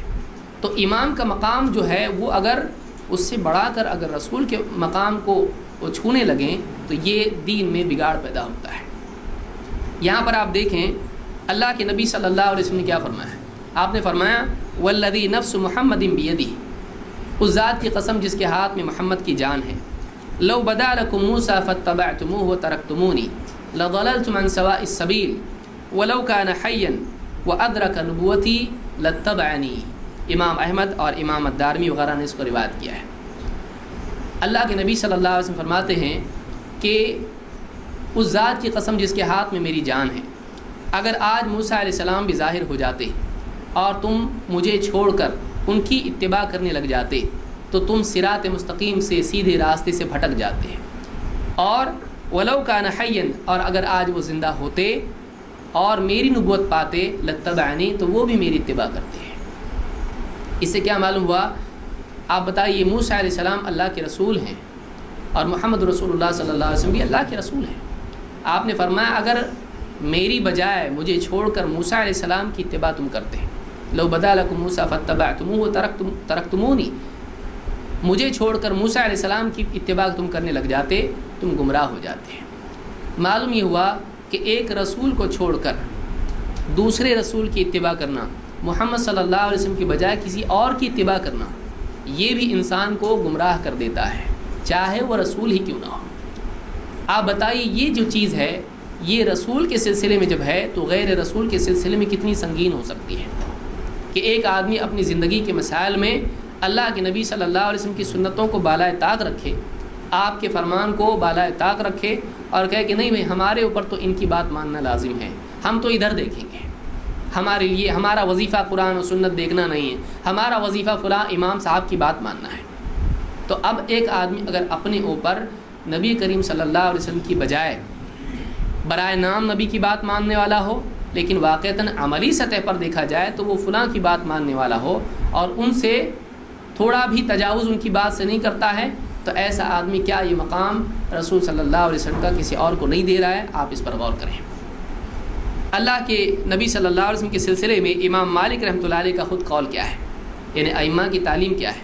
امام مالک رحمۃ اللہ علیہ فرماتے ہیں لیس احد بعد النبی صلی اللہ علیہ وسلم الا ویؤخذ من قوله ویترک الا النبی صلی اللہ علیہ وسلم۔ ابن عبد البر نے الجامع میں اس کو ذکر کیا ہے، کہتے ہیں کہ اللہ کے نبی صلی اللہ علیہ وسلم کے بعد ایسا کوئی نہیں ہے کہ جس کی کچھ باتیں لینے اور چھوڑنے کی نہ ہو سوائے اللہ کے نبی صلی اللہ علیہ وسلم کے، یعنی صرف اللہ کے نبی صلی اللہ علیہ وسلم ہی کا یہ مرتبہ اور مقام ہے کہ آپ کی ہر بات لی جائے گی، کوئی بات چھوڑی نہیں جائے گی، لیکن آپ کے علاوہ جتنے بھی ہیں ان میں سے ہر ایک کا یہ حال ہے کہ اس کی کوئی بات قابل قبول ہو سکتی ہے تو قابل رد بھی ہو سکتی ہے، وہ لی جا سکتی ہے تو چھوڑی بھی جا سکتی ہے۔ تو امام مالک رحمۃ اللہ علیہ یہاں یہ بتا رہے ہیں کہ نبی کے علاوہ یہ مقام کسی اور کا نہیں ہے، لیکن تقلید میں کہا جاتا ہے آپ امام ابو حنیفہ کے علاوہ کسی کی نہیں مان سکتے، آپ امام شافعی رحمۃ اللہ علیہ کے علاوہ کسی کی نہیں مان سکتے، آپ کو انہی کی ماننا پڑے گا، ہر مسئلے میں آپ کو ان کی بات ماننی پڑے گی، آپ یہاں پوچھ رہے وہاں پوچھ رہے نہیں کر سکتے، آپ کو سارے مسائل جو آپ شافعی ہیں ہاں، آپ حنفی ہیں ہاں، تو آپ کو شافعی حنفی جو بھی آپ ہیں اسی کے حساب سے ماننا پڑے گا، انہی کی بات ماننی پڑے گی۔ تو یہ جو مطالبہ اس سے ہے، اگرچہ عمل کچھ اور ہے، مطالبہ اس سے یہی ہے، مطالبہ اس سے یہ ہے، آپ شافعی تو آپ کو امام شافعی کی تقلید کرنی پڑے گی زندگی کے سارے معاملات میں، آپ حنفی ہیں تو آپ کو امام ابو حنیفہ رحمۃ اللہ علیہ کی تقلید کرنی پڑے گی زندگی کے سارے معاملات میں۔ تو یہ جو مقام ہے یہ اللہ کے نبی صلی اللہ علیہ وسلم کا ہے۔ ابن تیمیہ رحمۃ اللہ علیہ فرماتے ہیں اما وجوب اتباع القائل فی کل ما یقولہ من غیر ذکر دلیل یدل علی صحت ما یقول فلیس بصحیح۔ بہت سارے لوگ زبردستی امام ابن تیمیہ کی طرف تقلید کے وجوب کو ثابت کرنے کی کوشش کرتے ہیں۔ دیکھیے امام ابن تیمیہ کیا کہہ رہے ہیں، کہتے ہیں اما وجوب اتباع القائل فی کل ما یقول، جہاں تک کہ اس معاملے کا تعلق ہے کہ کسی قائل کے قول کی اتباع کسی پر واجب ہو، ہر مسئلے میں ہر معاملے میں جو اس نے کہا ہے، من غیر ذکر دلیل یدل علی صحت ما یقول، اس کی دلیل کے ذکر کے بغیر کہ جو اس کے قول کی صحت پر دلالت کرتی ہو، بغیر دلیل کے اس کے قول کو صحیح مان لینا، تو کہتے ہیں کہ فلیس بصحیح، یہ صحیح نہیں ہے۔ یعنی کسی آدمی کی ساری باتیں مان لینا ہاں یہ صحیح ہے بغیر دلیل دیکھے، یعنی دلیل کے بغیر ہی اس کی بات کو صحیح مان لینا، جانچے پرکھے بغیر ہی اس کی بات کو صحیح مان لینا اور ساری باتوں میں اس کی بات کو صحیح مان لینا، کہتے ہیں فلیس بصحیح، یہ صحیح نہیں ہے۔ بل هذه المرتبة هي مرتبۃ الرسول التي لا تصلح الا له، کہتے ہیں یہ مرتبہ رسول صلی اللہ علیہ وسلم کا ہے جو آپ کے سوا کسی اور کے لیے لائق نہیں ہے۔ یہ مرتبہ کہ کسی کے تمام اقوال کو صحیح مان لیا جائے دلیل کا مطالبہ کیے بغیر، اور یہ لازم ہے اس پر، یہ رسول کا مقام ہے جو آپ کے اور کے لیے لائق نہیں ہے۔ یہ مجموع الفتاوی جلد نمبر 35 صفحہ نمبر 121 پر ابن تیمیہ کا قول ہے۔ تو تقلید میں آپ دیکھیں مطالبہ کیا ہے آپ سے، آپ کو آپ شافعی ہیں ہاں، آپ کو امام شافعی کی بات ماننی پڑے گی، آپ دوسرے کسی کی بات مان نہیں سکتے، اور وہ بڑے بڑے علماء ہیں، نہیں آپ نہیں مان سکتے ان کی۔ امام ابو حنیفہ مجتہد نہیں ہیں ہاں، انہوں نے کہاں سے لیا؟ کتاب و سنت سے، ان کی نہیں مان سکتے، نہیں مان سکتے، آپ صرف امام شافعی کی مانیں گے۔ تو کسی ایک کی بات امت پر لازم کر دینا یا کسی فرد پر لازم کر دینا، اس کی کیا دلیل ہے؟ قرآن میں ہے، سنت میں ہے، اجماع میں ہے، قیاس میں کہاں ہے؟ اس کی کوئی دلیل نہیں ہے۔ اسی طرح سے تیسرا نقصان اس کا یہ ہے کہ آدمی کتاب و سنت کے علوم سے دور ہو جاتا ہے۔ ایک آدمی کو جب دیکھیے بہت سارے لوگ کہتے ہیں امام ابو حنیفہ رحمۃ اللہ علیہ نے فلاں چیز، لمبی بات بیان کرتے ہیں کہ انہوں نے بویا اور فلاں نے اس کو کاٹا، فلاں نے اس کو چکی میں پیسا، پھر اس کا آٹا بنا، پھر آٹا بننے کے بعد اس کی گوندا کسی نے، پھر اس کے بعد روٹی بنی، اور ہم کو روٹی کھانا ہے۔ تو ہم کو جب روٹی کھانا ہے تو کھیتی کا مسئلہ ہی ختم ہو گیا، فصل کاٹنے کا مسئلہ ہی ختم ہو گیا۔ ایک آدمی کو کرنا کیا ہے؟ پکا پکایا کھانا ہے، یہ آج یعنی بتایا جاتا ہے۔ اب وہ سارے بیانات جمع کر کے آپ کو سنانے کا وقت ہمارے پاس نہیں ہے، لیکن یہ بات کہی جاتی ہے اور بہت سارے لوگوں نے ہم میں سے سنی بھی ہوگی۔ ایک آدمی کو جب تقلید کرنا ہے تو پھر تقلید کیا ہے کہا جاتا ہے؟ دیکھیے فقہ کیا ہے؟ کتاب و سنت کا خلاصہ ہے، یہ عرق ہے، یہ نچوڑ ہے۔ جب یہ واقعی فائنل پروڈکٹ ہے تو آپ کو پھر باقی چیزوں کی ضرورت پڑتی ہے نہیں، آپ بس فقہ ہی پہ چلتے رہیں، آپ فتاویٰ پر چلتے رہیں۔ اسی لیے عام طور سے جو فتاویٰ کی کتابیں ہوتی ہیں ان میں کوئی دلیل نہیں ہوتی ہے۔ کیوں؟ اس لیے کہ آپ کو بس اس پہ چلنا ہے، فلاں امام نے یہ کہا، آپ کو اس کو مان لینا ہے۔ واقعی دلیل ہے، نئی دلیل ہے، کیا دلیل ہے، صحیح ہے، خطا ہے، کیا ہے، کچھ آپ کو دیکھنا نہیں ہے، آپ نے بس یہی اسی پر چلتے رہنا ہے۔ اور اس کا لازمی نتیجہ یہ نکلتا ہے کہ آدمی پھر کتاب و سنت سے جب آپ کو استنباط کرنا ہی نہیں ہے، آپ کو غور و فکر کرنا ہی نہیں ہے، آپ کو تو پکا پکایا کھانا ہے، تو آپ کو پھر واپس سے کتاب و سنت میں غور کرنا اور پڑھنا اور سیکھنا، اس کی ضرورت کیا ہے؟ اس لیے بہت ساری کتابیں بطور تبرک پڑھی جاتی ہیں کہ بس بھائی پڑھنا ہے اس کو، اور جب بخاری وغیرہ کی حدیثیں آتی ہیں تو بہت سارے کہتے ہیں امام شافعی کی دلیل ہے اس میں، امام بخاری چونکہ شافعی تھے اس لیے انہوں نے شافعی حدیثیں بیان کی، بلکہ بعض لوگوں نے آمین بالجہر کے سلسلے میں حنفی حضرات نے یہ بھی کہا کہ فلاں حدیث سے اگر امام بخاری کو معلوم ہو جاتا اور ان کی سمجھ میں آتا کہ اس سے آمین بالسر ثابت ہوتا ہے تو کبھی اپنی کتاب میں اس کو ذکر نہیں کرتے۔ وہ جو حدیث ہے کہ جس کی فرشتوں کی آمین کے ساتھ موافقت کر جائے تو اس کی گناہ معاف ہو جاتے ہیں، اس حدیث کے سلسلے میں ایک عالم صاحب کہنے لگے کہ اگر امام البخاری کو معلوم ہو جاتا، سمجھ میں آتا کہ اس سے آمین آہستہ بولنا ثابت ہو رہا ہے تو کبھی اپنی کتاب میں ذکر نہیں کرتے۔ مطلب یہ ہے کہ امام البخاری ایسی خیانت کرنے والے تھے کہ اپنے موافق مسائل بیان کرتے تھے اور حق بات بھی چھپا جاتے تھے، چاہے اگر اپنے خلاف ہو تو۔ ایک آدمی کہاں تک چلا جاتا ہے؟ تو ایک آدمی کتاب و سنت کے علوم سے دور ہوتا جاتا ہے جب وہ تقلید کے میدان میں آتا ہے۔ اس کو ضرورت کیا ہے؟ اب اس کو واپس سے چینج تو کچھ کرنا ہے نہیں، جو بن چکا ہے اسی پہ چلنا ہے، تو پھر واپس سے اس کو پڑھ کے کیا فائدہ؟ اور اگر پڑھنا بھی ہے تو پھر کیوں پڑھنا ہے؟ اپنے مسائل کو ثابت کرنے کے لیے پڑھنا ہے، یعنی آلریڈی جس پر ہم چل رہے ہیں اس کو ثابت کرنے کے لیے کتاب و سنت پڑھنا ہے، اس کو جانچنے کے لیے نہیں۔ آپ بتائیے کتنے مقلدین ہیں، واقعی اپنے دل پہ ہاتھ رکھ کے دیکھیں کہ کتنے مقلدین ہیں جو کتاب و سنت کا مطالعہ اس لیے کرتے ہیں کہ میں صحیح ہوں کہ غلط دیکھنے کے لیے، کتنے ایسے ہیں جو اس لیے کرتے ہیں کہ کسی طرح سے اپنے مسلک کو صحیح ثابت کیا جائے۔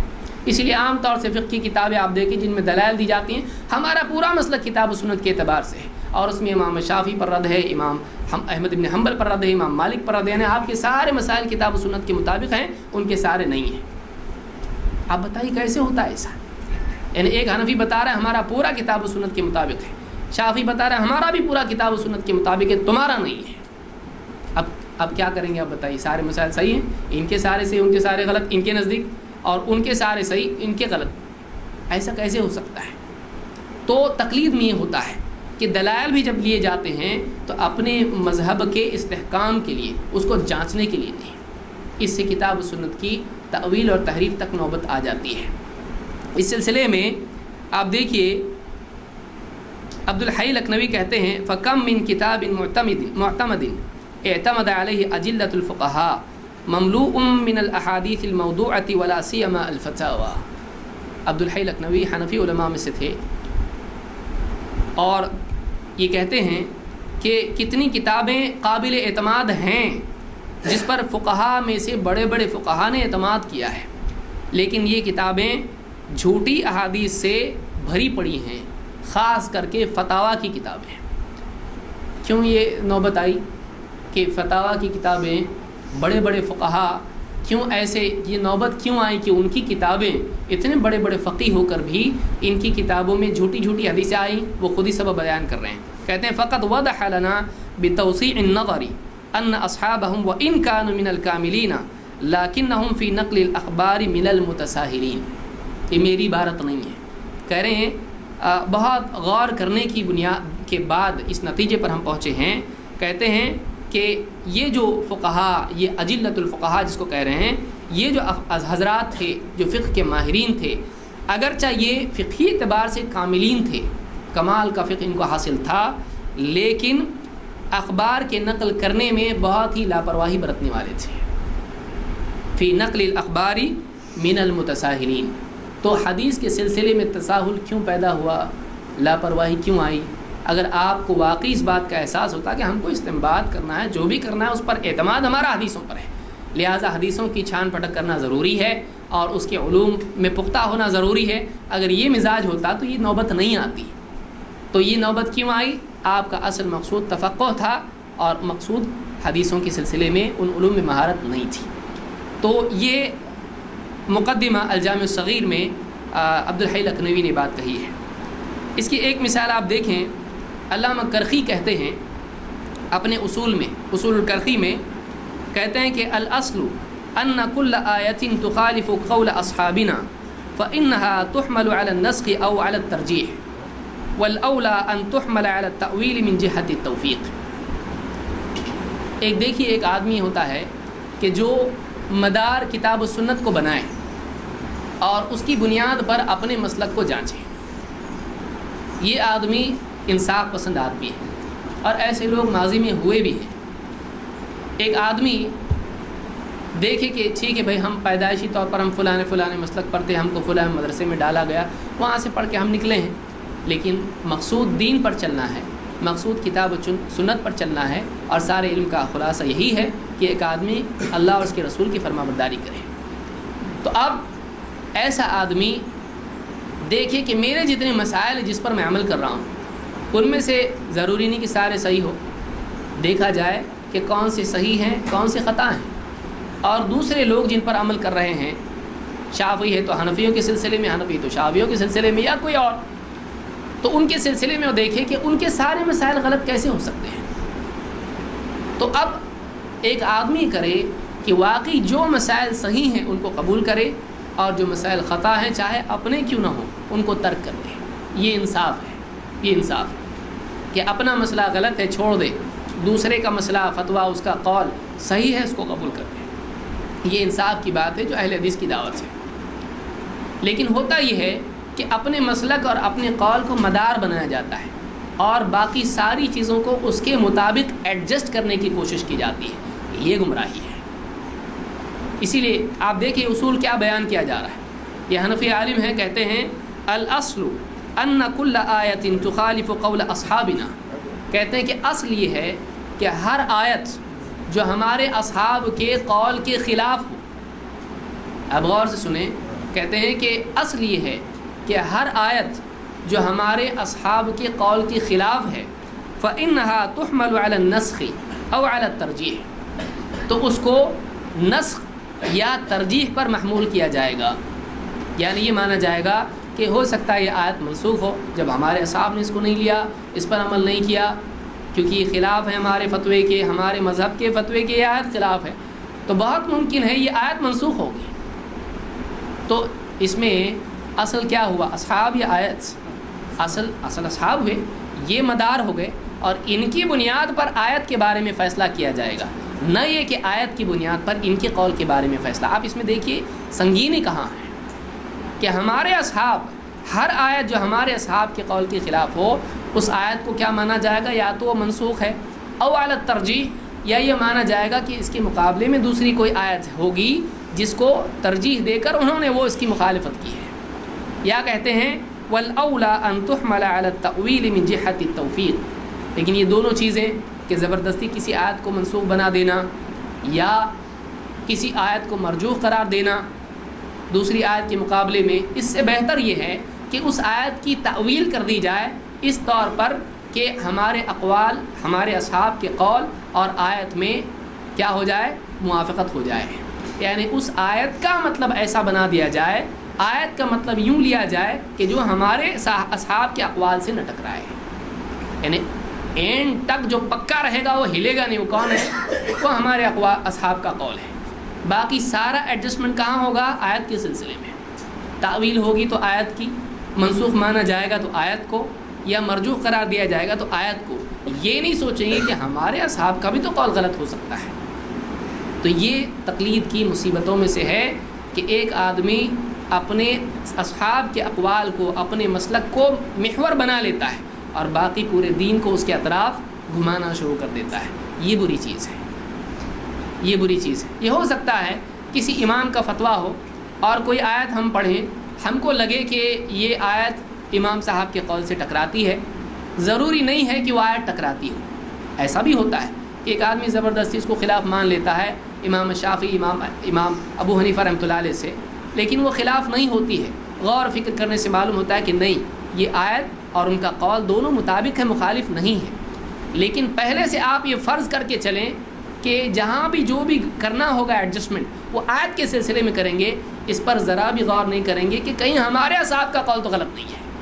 یہ اس میں فرض کر کے چلنا ہی نہیں ہے، پہلے سے یہی فرض کر کے چلنا ہے کہ ہمارے اصحاب کا قول کیا ہے، صحیح ہے۔ یہ تقلید کی مصیبتوں میں سے ایک مصیبت ہے۔ تو کتاب و سنت سے دوری، یہاں تک کہ تحریف اور تأویل تک آدمی چلا جاتا ہے، جو بھی نقصان ہوتا ہے وہ اپنے دین کو آدمی پہنچاتا ہے۔ نمبر 4،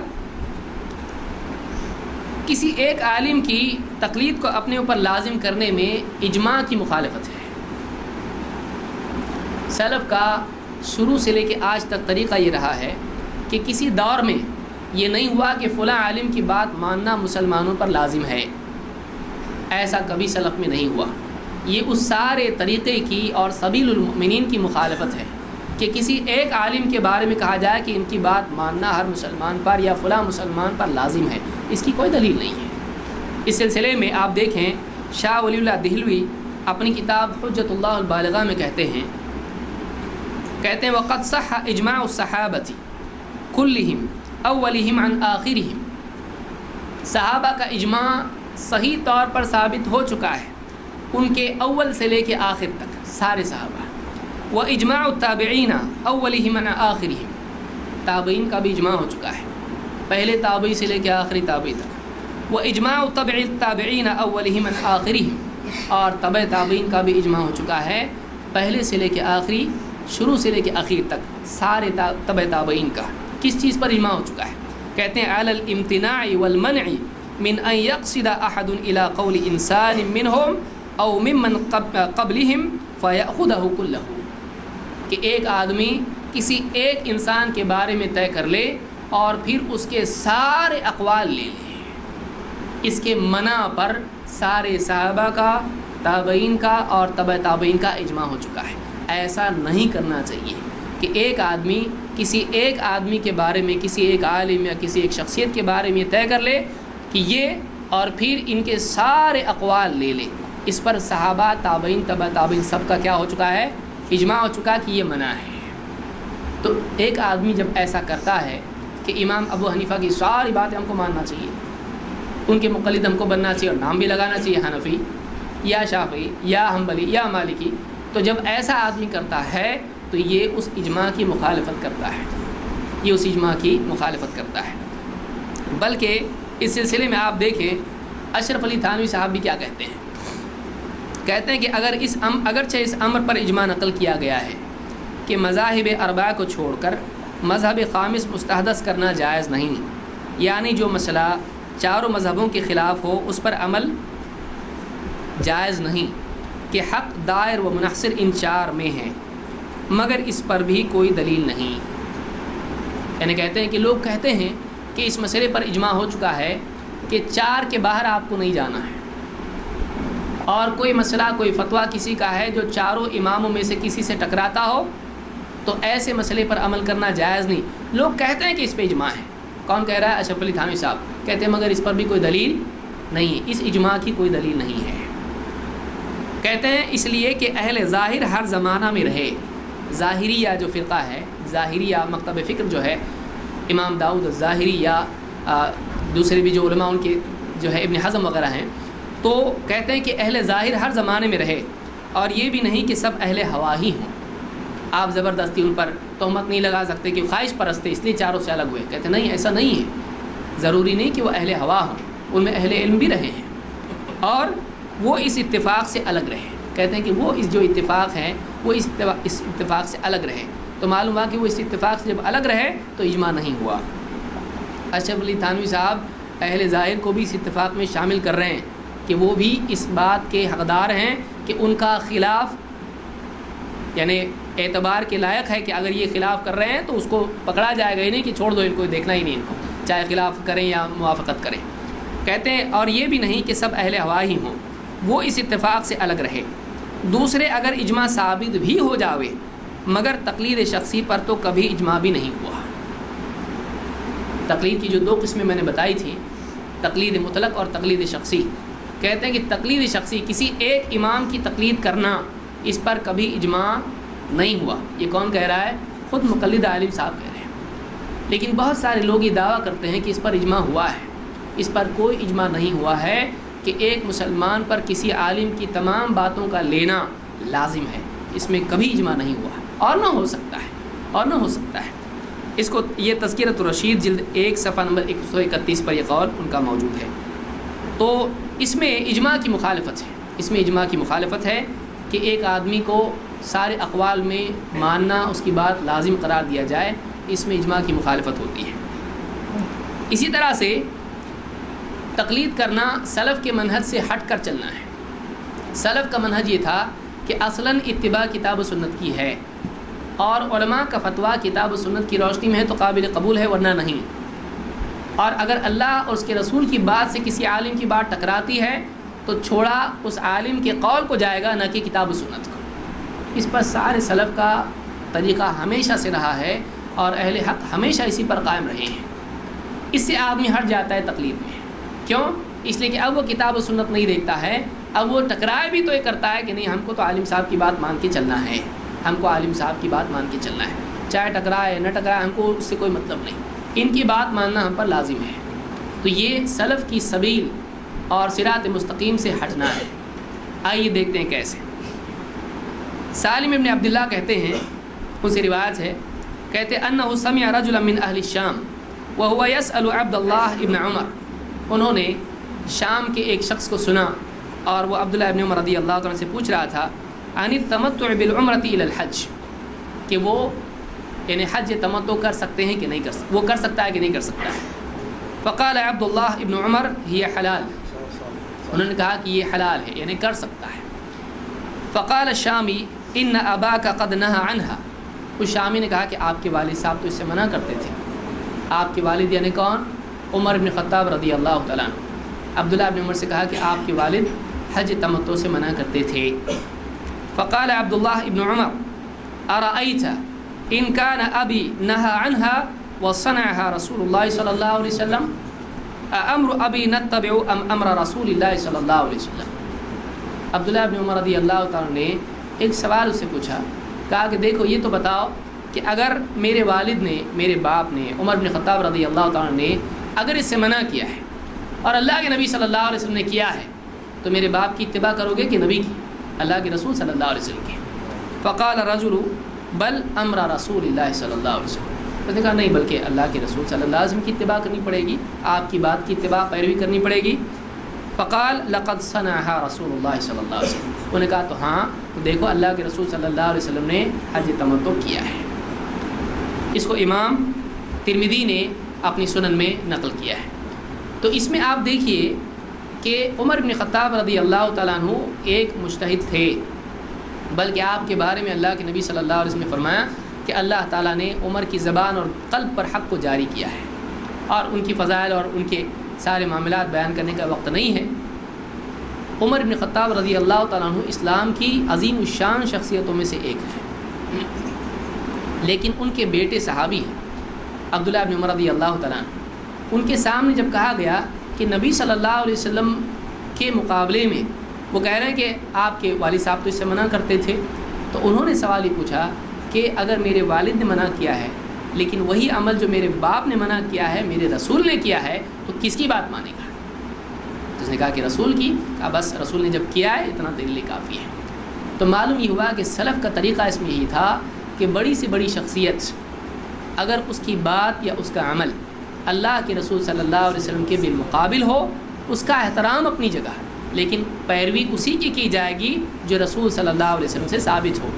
اسی بات کے قول کے حامل اہل الحدیث ہیں۔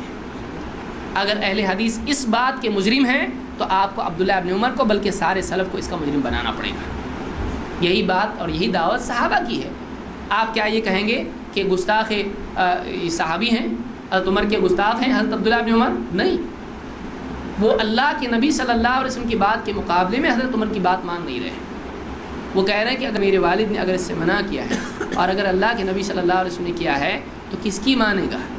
وہ آدمی پوچھنے والا خود بتا رہا، وہ بھی خود سمجھدار آدمی ہے، ایمان کا تقاضا ہے، وہ کہہ رہا کہ نہیں اللہ کے رسول کی بات ماننی پڑے گی، کہا کہ بس پھر اللہ کے رسول نے کیا اتنا تیرے لیے کافی ہے۔ تو دیکھیے اس سے ثابت ہوا کہ سلف کا طریقہ یہی رہا کہ شخصیات کے مقابلے میں اللہ کے رسول صلی اللہ علیہ وسلم کی بات مانی جائے گی، آپ کے مقابلے میں کسی کی بات تسلیم نہیں کی جائے گی، اگرچہ وہ شخصیت کتنی قابل احترام کیوں نہ ہو۔ اس سلسلے میں عز ابن عبد السلام ان کا قول ہے، کہتے ہیں کہ لم یزال الناس یسألون من اتفق من العلماء من غیر تقید لمذہب، ہمیشہ سے لوگ علماء سے پوچھتے آئے ہیں کسی مذہب کی قید کے بغیر کہ بھائی میں شافعی ہوں تو شافعی سے پوچھوں گا، حنفی ہوں تو حنفی سے پوچھوں گا، ہمیشہ سے لوگ پوچھتے آئے ہیں علماء سے، لیکن کبھی وہ مذہب کی قید کی بنیاد پر نہیں پوچھتے رہے، پہلے سے یہ طریقہ چلا آ رہا ہے۔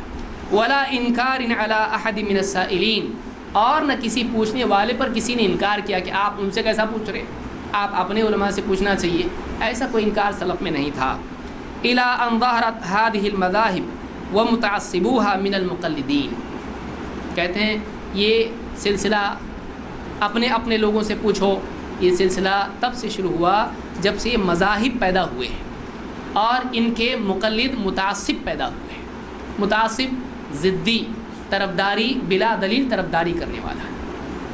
تو جب سے یہ مقلد متعصب پیدا ہوئے ہیں تب سے یہ سلسلہ شروع ہوا ہے۔ فإن أحدهم يتبع إمامه مع بعد مذهبه عن الأدلة مقلدا له فيما قال كأنه نبيا أرسل، کہتے ہیں کہ ان کا حال یہ ہے کہ ان میں سے کوئی آدمی ایسا بھی ہوتا ہے کہ اپنے امام کی اتباع اس طور پر کرتا ہے، ایسے وقت میں بھی کرتا ہے جب کہ اس کے مذہب کی دلیل سے بہت دوری ہو، اس کا مذہب، اس کا قول، اس کا فتویٰ چاہے کتنا ہی دلیل سے دور کیوں نہ ہو، وہ اپنے امام کی اتباع کرتا ہے۔ مقلدا له فيما قال كأنه نبيا أرسل، اپنے امام کی تقلید ایسے طور پر کرتا ہے گویا کہ کوئی نبی ہے جس کو اللہ نے بھیجا ہے، نبی کو بھیجا ہے گویا کہ۔ وهذا نأي عن الحق وبعد عن الصواب، کہتے ہیں کہ یہ حق سے منہ موڑنا ہے اور یہ کیا ہے، ثواب سے دوری ہے۔ لا يرضى به احد من اولی الالباب، عقل والوں میں سے، حکمت والوں میں سے، عقل والوں سے، علم والوں میں سے کوئی بھی اس سے راضی نہیں ہے۔ تو یہ سلف کا طریقہ نہیں ہے کہ صرف فلاں عالم سے یا فلاں مذہب والوں سے پوچھنا چاہیے، یہ سلف کا طریقہ نہیں ہے۔ حجت اللہ البالغہ میں شاہ ولی اللہ دہلوی نے یہ قول ذکر کیا ہے۔ حجت اللہ البالغہ میں آپ دیکھ سکتے ہیں جلد 1 صفحہ نمبر 264 پر۔ اسی طرح سے عبدالحی لکھنوی فرماتے ہیں کہ مذہب معین کی تقلید کے وجوب کے بارے میں ہر زمانے کے علماء میں اختلاف رہا ہے۔ ان کے فتاویٰ ہیں مجموع الفتاویٰ، اس میں سوال نمبر 129 کے جواب میں انہوں نے بات کہی کہ مذہب معین، کسی ایک مذہب کی اتباع تقلید کرنا آپ کے لیے لازم ہے، اس پر ہر زمانے میں اختلاف رہا، علماء نے نہیں مانا اس کو، کبھی اس پہ اتفاق نہیں ہوا ہے۔ تو معلوم یہ ہوا کہ ایک ایسا مسئلہ مسلمانوں پر تھوپنا ہے جس کا کبھی مسلمانوں کا جس پر اتفاق نہیں ہوا، اور اول دور میں تو سرے سے موجود نہیں تھا، یہ بعد میں آیا ہے۔ تو اس میں سبیل السلف کی، سبیل المؤمنین کی بھی مخالفت ہے۔ نمبر 6، خود ائمہ کی تعلیم اس کے خلاف ہے۔ خود اماموں نے اس سے منع کیا ہے کہ ہماری بات مانی جائے اللہ کے اور اللہ کے رسول صلی اللہ علیہ وسلم کے قول اور فعل کے مقابلے میں، اللہ کے رسول کے فعل کے مقابلے میں مانی جائے۔ امام ابو حنیفہ رحمۃ اللہ علیہ فرماتے ہیں لا يحل لأحد ان يأخذ بقولنا ما لم يعلم من اين اخذناه۔ ابن عابدین نے البحر الرائق کے حاشیے پر اس کو ذکر کیا ہے، جلد 6 صفحہ نمبر 293۔ کہتے ہیں کہ کسی کے لیے حلال نہیں کہ ہمارا قول اختیار کرے، ہمارا قول لے، جب کہ وہ نہ جانتا ہو کہ ہم نے کہاں سے لیا ہے، جب کہ وہ نہ جانتا ہو ہم نے کہاں سے لیا ہے، یعنی ہم نے کہاں سے لیا ہے، کس بنیاد پر اس کو لیا ہے۔ جب وہ نہیں جانتا ہے اس کے لیے حلال نہیں کہ ہمارے قول کو لے۔ آپ یہ غور کریں، یہ مجتہدین سے نہیں کہا جا رہا ہے، کیونکہ مجتہد کو ضرورت کیا ہے امام ابو حنیفہ کی بات ماننے کی؟ امام ابو حنیفہ کی بات ماننے کی کیا ایسے آدمی کو ضرورت ہے جس کے پاس خود کتاب و سنت کا علم ہے؟ نہیں، یہ اس آدمی کو کہا جا رہا ہے جو عالم نہیں ہے۔ اس سے کہا جا رہا ہے کہ جو آدمی ہمارا قول لے، امام ابو حنیفہ کا قول لے گا کون؟ علم والا کیوں لے گا؟ جس کے پاس خود دلیل ہے وہ ان کا قول کیوں لے گا؟ یہ وہ آدمی ہے جو خود عالم نہیں ہے اور ان کا قول لے رہا ہے، اس کے بارے میں وہ کہہ رہے ہیں کہ ہم نے کہاں سے لیا، اگر اس کے پاس اس کی دلیل نہیں ہے تو پھر وہ ہمارا قول نہیں لے سکتا، اس کے لیے حلال نہیں ہے۔ اس کا کیا جواب ہے آپ غور کریں۔ خود امام ابو حنیفہ نے اپنے قول کی دلیل نہ جانے بغیر ان کا قول لینے والے کو کہا کہ یہ حلال نہیں ہے۔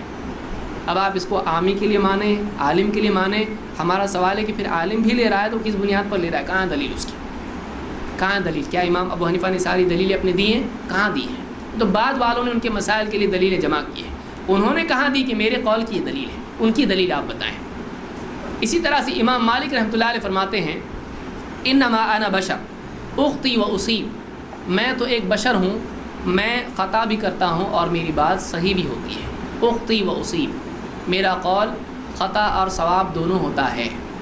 فانظروا فی رأیی، میری رائے میں غور کرو، میرے اجتہاد میں، میری رائے میں غور کرو۔ فَكُلُّ مَا وَافَقَ الْكِتَابَ وَالسُّنَّةَ فَخُذُوهُ، جو بھی بات میری ایسی ہو جو کتاب و سنت کے موافق ہو اس کو لو.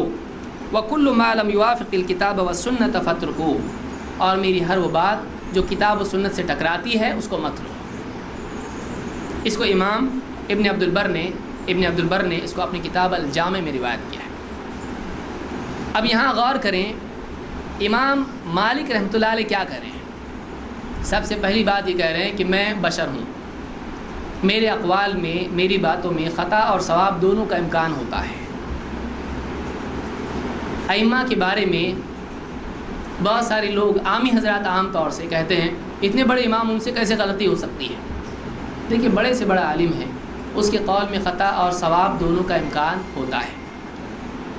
بولنے کو بہت سارے مقلد حضرات اس کو بولیں گے، لیکن آپ ان سے پوچھئے تو مطلب ہر امام سے خطا ہو سکتی ہے. آپ بتائیے آپ جس امام کو مانتے ہیں کچھ مثالیں ایسی دیجئے جس میں ان سے خطا ہوئی ہے. تو وہ آدمی بہت ہی وہ خاموش ہو جائے گا، وہ نہیں بتائے گا، وہ نہیں عام طور سے نہیں بتائے گا. اللہ ماشاء اللہ کوئی بہادر ہو تو بتا سکتا ہے، لیکن عام طور سے ان کے پاس کچھ ایسا ہے ہی نہیں کہ ہمارے امام سے بھی خطا ہوئی ہے. وہ اپنی کتابوں میں جب لکھیں گے اپنے سارے مسائل کو صواب ثابت کریں گے، لیکن اس کے بالمقابل دوسرے ائمہ جتنے ہیں کہیں گے ان سے یہاں پر خطا ہوئی، ان کا مسئلہ فلاں حدیث سے ٹکراتا ہے، ان کے خلاف ہمارے پاس یہ دلیل ہے. یعنی آپ کے سارے مسائل پورے صحیح ہیں. اور یہی بات اگر دوسرے ائمہ کے ماننے والوں کو آپ دیکھیں وہ اپنی کتاب میں پورا بتا رہے ہیں، دیکھیے ان کی ساری باتیں کیا ہیں، خطا ہے اور ہماری ثواب ہیں. ایسا کیسے ہوتا ہے؟ آپ اس پر غور کریں. امام مالک رحمۃ اللہ علیہ اپنے بارے میں کہہ رہے ہیں اختی و اصیب، میری بات میں خطا اور ثواب دونوں کا امکان ہے. تو میری ہر وہ بات جو کتاب و سنت کے موافق ہے اس کو لو، اور جو اس سے ٹکراتی ہے اس کو چھوڑ دو. یہ کس سے کہہ رہے ہیں؟ عالم سے کہہ رہے ہیں. عالم امام مالک کی تقلید کرتا ہے. جو آدمی کتاب و سنت کا علم رکھ رہا ہے اور وہ کتاب و سنت کی اتباع کر رہا ہے ان کا قول کیوں لے گا؟ یہ اس سے کہا جا رہا ہے جو ان کا قول لیتا ہے. اس سے کہا کہ جو کتاب و سنت کے مطابق ہے وہ لو، جو اس سے ٹکراتا ہے اس کو چھوڑ دو. تو یہاں پر امام مالک خود اس بات سے منع کر رہے ہیں کہ کوئی آدمی کتاب و سنت سے ٹکرانے والی بات ان کی لے. یہی بات اہل حدیث کی ہے کہ ائمہ اور علماء کی وہ باتیں تسلیم کی جائیں جو کتاب و سنت کے مطابق ہیں، اور وہ بات چھوڑ دی جائے جس کے بارے میں واضح طور پر ثابت ہو جائے کہ فلاں دلیل سے ان کا مسئلہ ٹکراتا ہے. ان کی شان میں کوئی گستاخی نہ کی جائے، ان کے لیے دل میں کوئی بدگمانی پیدا نہ کی جائے، ان سے محبت میں کوئی کمی نہ کی جائے، لیکن اتباع اسی چیز کی جائے جو مدلل ہو. ساتواں نقصان یہ ہے کہ ایک آدمی جب ایک امام کی تقلید کرتا ہے تو وہ باقی علماء سے محروم ہو جاتا ہے. ایک حنفی آدمی جو بھی ہے وہ امام شافعی کی تحقیقات سے استفادہ نہیں کر سکتا ہے. کیوں؟ وہ حنفی ہے، وہ ان کے فتاوی سے استفادہ نہیں کر سکتا ہے، وہ چل ہی نہیں سکتا اس کے اوپر، کیونکہ اس کو امام ابو حنیفہ کے فتوے پر چلنا ہے. تو حنفی حضرات کے علاوہ جتنے بھی علماء ہیں، امام ابو حنیفہ رحمۃ اللہ علیہ کے علاوہ جتنے علماء ہیں، وہ آدمی ان تمام کی تحقیقات سے بھاگتا ہے، اس سے دور رہتا ہے، اس پر چل نہیں سکتا ہے. تو یہ کس بنیاد پر اس کے لیے حلال ہوا کہ وہ ایک ہی جگہ تعصب کرے اور باقی سب کو چھوڑ دے؟ بلکہ وہ ان کی تحقیقات سے محروم ہو جاتا ہے. یہ تقلید کے نقصانات میں سے ہے. امام شعرانی فرماتے ہیں والمذهب الواحد بلا شک لا يحتوي على كل احادیث الشریعہ. کہتے ہیں کہ کوئی بھی ایک مذہب، جتنے بھی مذاہب ہیں، چاروں مذاہب ہیں، ان میں سے کوئی بھی ایک مذہب شریعت کی ساری احادیث پر مشتمل نہیں ہے، یعنی ان کا احاطہ نہیں کرتا ہے. ساری باتیں شریعت کی کسی ایک مذہب میں آ جائیں ایسا نہیں ہے. تو ایک آدمی اگر کسی ایک ہی مذہب کو اپنے اوپر لازم کر لیتا ہے تو دین کے ایک قدر حصے سے محروم ہو جاتا ہے. تو یہ محرومی اپنے لیے لازم کرنا کس دلیل کی بنیاد پر ہے اس کو سوچیں. کشف الغمہ میں یہ بات انہوں نے کہی ہے. اور آپ دیکھیں کہ اس کے سلسلے میں تقلید کے بارے میں آیت پیش کی جاتی ہے فاسألوا اہل الذکر ان کنتم لا تعلمون. جاننے والوں سے پوچھو اگر تم کو نہیں معلوم. کہا جاتا ہے دیکھو اس میں تقلید کی دلیل ہے. آپ بتائیے اس میں تقلید کی دلیل کیسے آئی؟ اس میں امام ابو حنیفہ کی تقلید کی دلیل کیسے آئی؟ امام شافعی کی بات نہیں ماننے کی دلیل اس میں کیسے آئی؟ اللہ تعالیٰ نے یہ نہیں کہا کہ کسی ایک ہی آدمی کی ساری باتیں مانو. اللہ نے کہا فاسألوا اہل الذکر ان کنتم لا تعلمون. اگر تم کو نہیں معلوم ہے تو تم جاننے والوں سے پوچھو. یہ نہیں کہا کہ تمہارے پاس علم آ جائے تب بھی تم اسی کی بات کو مانو. یہ کس حالت میں ہے؟ تم کو نہیں معلوم ہے. تمہارے پاس اگر کسی مسئلے میں علم نہیں ہے تو تم جاننے والے سے پوچھو. یہ نہیں کہا کہ ایک ہی آدمی سے زندگی بھر اسی سے پوچھتے رہو اور باقی سارے اقوال کو اپنے اوپر حرام کر لو. اس کی کیا دلیل ہے؟ یہاں پر اہل ذکر جمع ہے. جاننے والوں سے پوچھو. آپ تراجم دیکھیں قرآن کے, آپ کو اس میں ملے گا اہل ذکر جمع ہے. جاننے والوں سے پوچھو اگر تم کو نہیں معلوم. تو یہ نہیں کہا کہ ایک ہی سے پوچھو, لیکن یہاں پر یہ بتایا جاتا ہے آپ کو ایک ہی کی ماننی پڑے گی. تو دلیل اور دعوے میں تطابق نہیں ہے. جو دلیل دی جا رہی ہے وہ اس کے مطابق نہیں ہے. یہاں پوچھنے کی بات ہو رہی ہے. یہ نہیں کہا جا رہا کہ ان کی بات ماننا تمہارے اوپر لازم ہے. یہ نہیں کہا جا رہا ہے. پوچھنے کی بات ہو رہی ہے کیونکہ ان کی بات صحیح بھی ہو سکتی ہے, خطا بھی ہو سکتی ہے. اگر ان کی بات صواب ہے تو ماننا پڑے گی, اور اگر خطا ہے تو ایک آدمی مثال کے طور پر غلطی سے ایک شافعی عالم سے پوچھ لے, اس کو نہیں معلوم یہ حنفی ہے, اور وہ فتویٰ دے دے. اب یہ عالم تو شافعیوں کے لیے ہے, اب حنفی نے اس سے پوچھ لیا. اب اگر اس نے فتویٰ دے دیا تو کیا اس کی بات ماننا لازم ہو گیا اس کے اوپر؟ تھوڑی دیر کے بعد معلوم پڑا ارے وہ تو شافعی صاحب ہیں, اچھا معاف کرنا میں حنفی سے جا کے پوچھتا ہوں. تو مطلب ایک اس کو مان رہا ہے کہ وہ اہل ذکر میں سے ہے, اس کا فتویٰ ملا بھی, پھر اس آیت کی مخالفت نہیں ہوئی. اس آیت میں یہ کہاں ہے کہ اپنے مذہب کے اہل ذکر سے پوچھو, اپنے مذہب کے علماء سے پوچھو. اس میں کہاں ہے؟ عالم سے پوچھو اس میں ہے. اس طرح کی کوئی تقید قرآن کی آیت پر کرنا, اس کی کیا دلیل ہے؟ قرآن کی آیات پر اپنی طرف سے قیدیں لگانا, اس کی کیا دلیل ہے؟ تو یہ بھی چیز جو ہے سامنے آتی ہے کہ ایک آدمی جب کسی ایک معین مذہب کی تقلید کرتا ہے تو ایسی صورت میں وہ دوسرے علماء سے محروم ہو جاتا ہے. آخری بات میں بیان کر کے اپنی بات کو ختم کر رہا ہوں.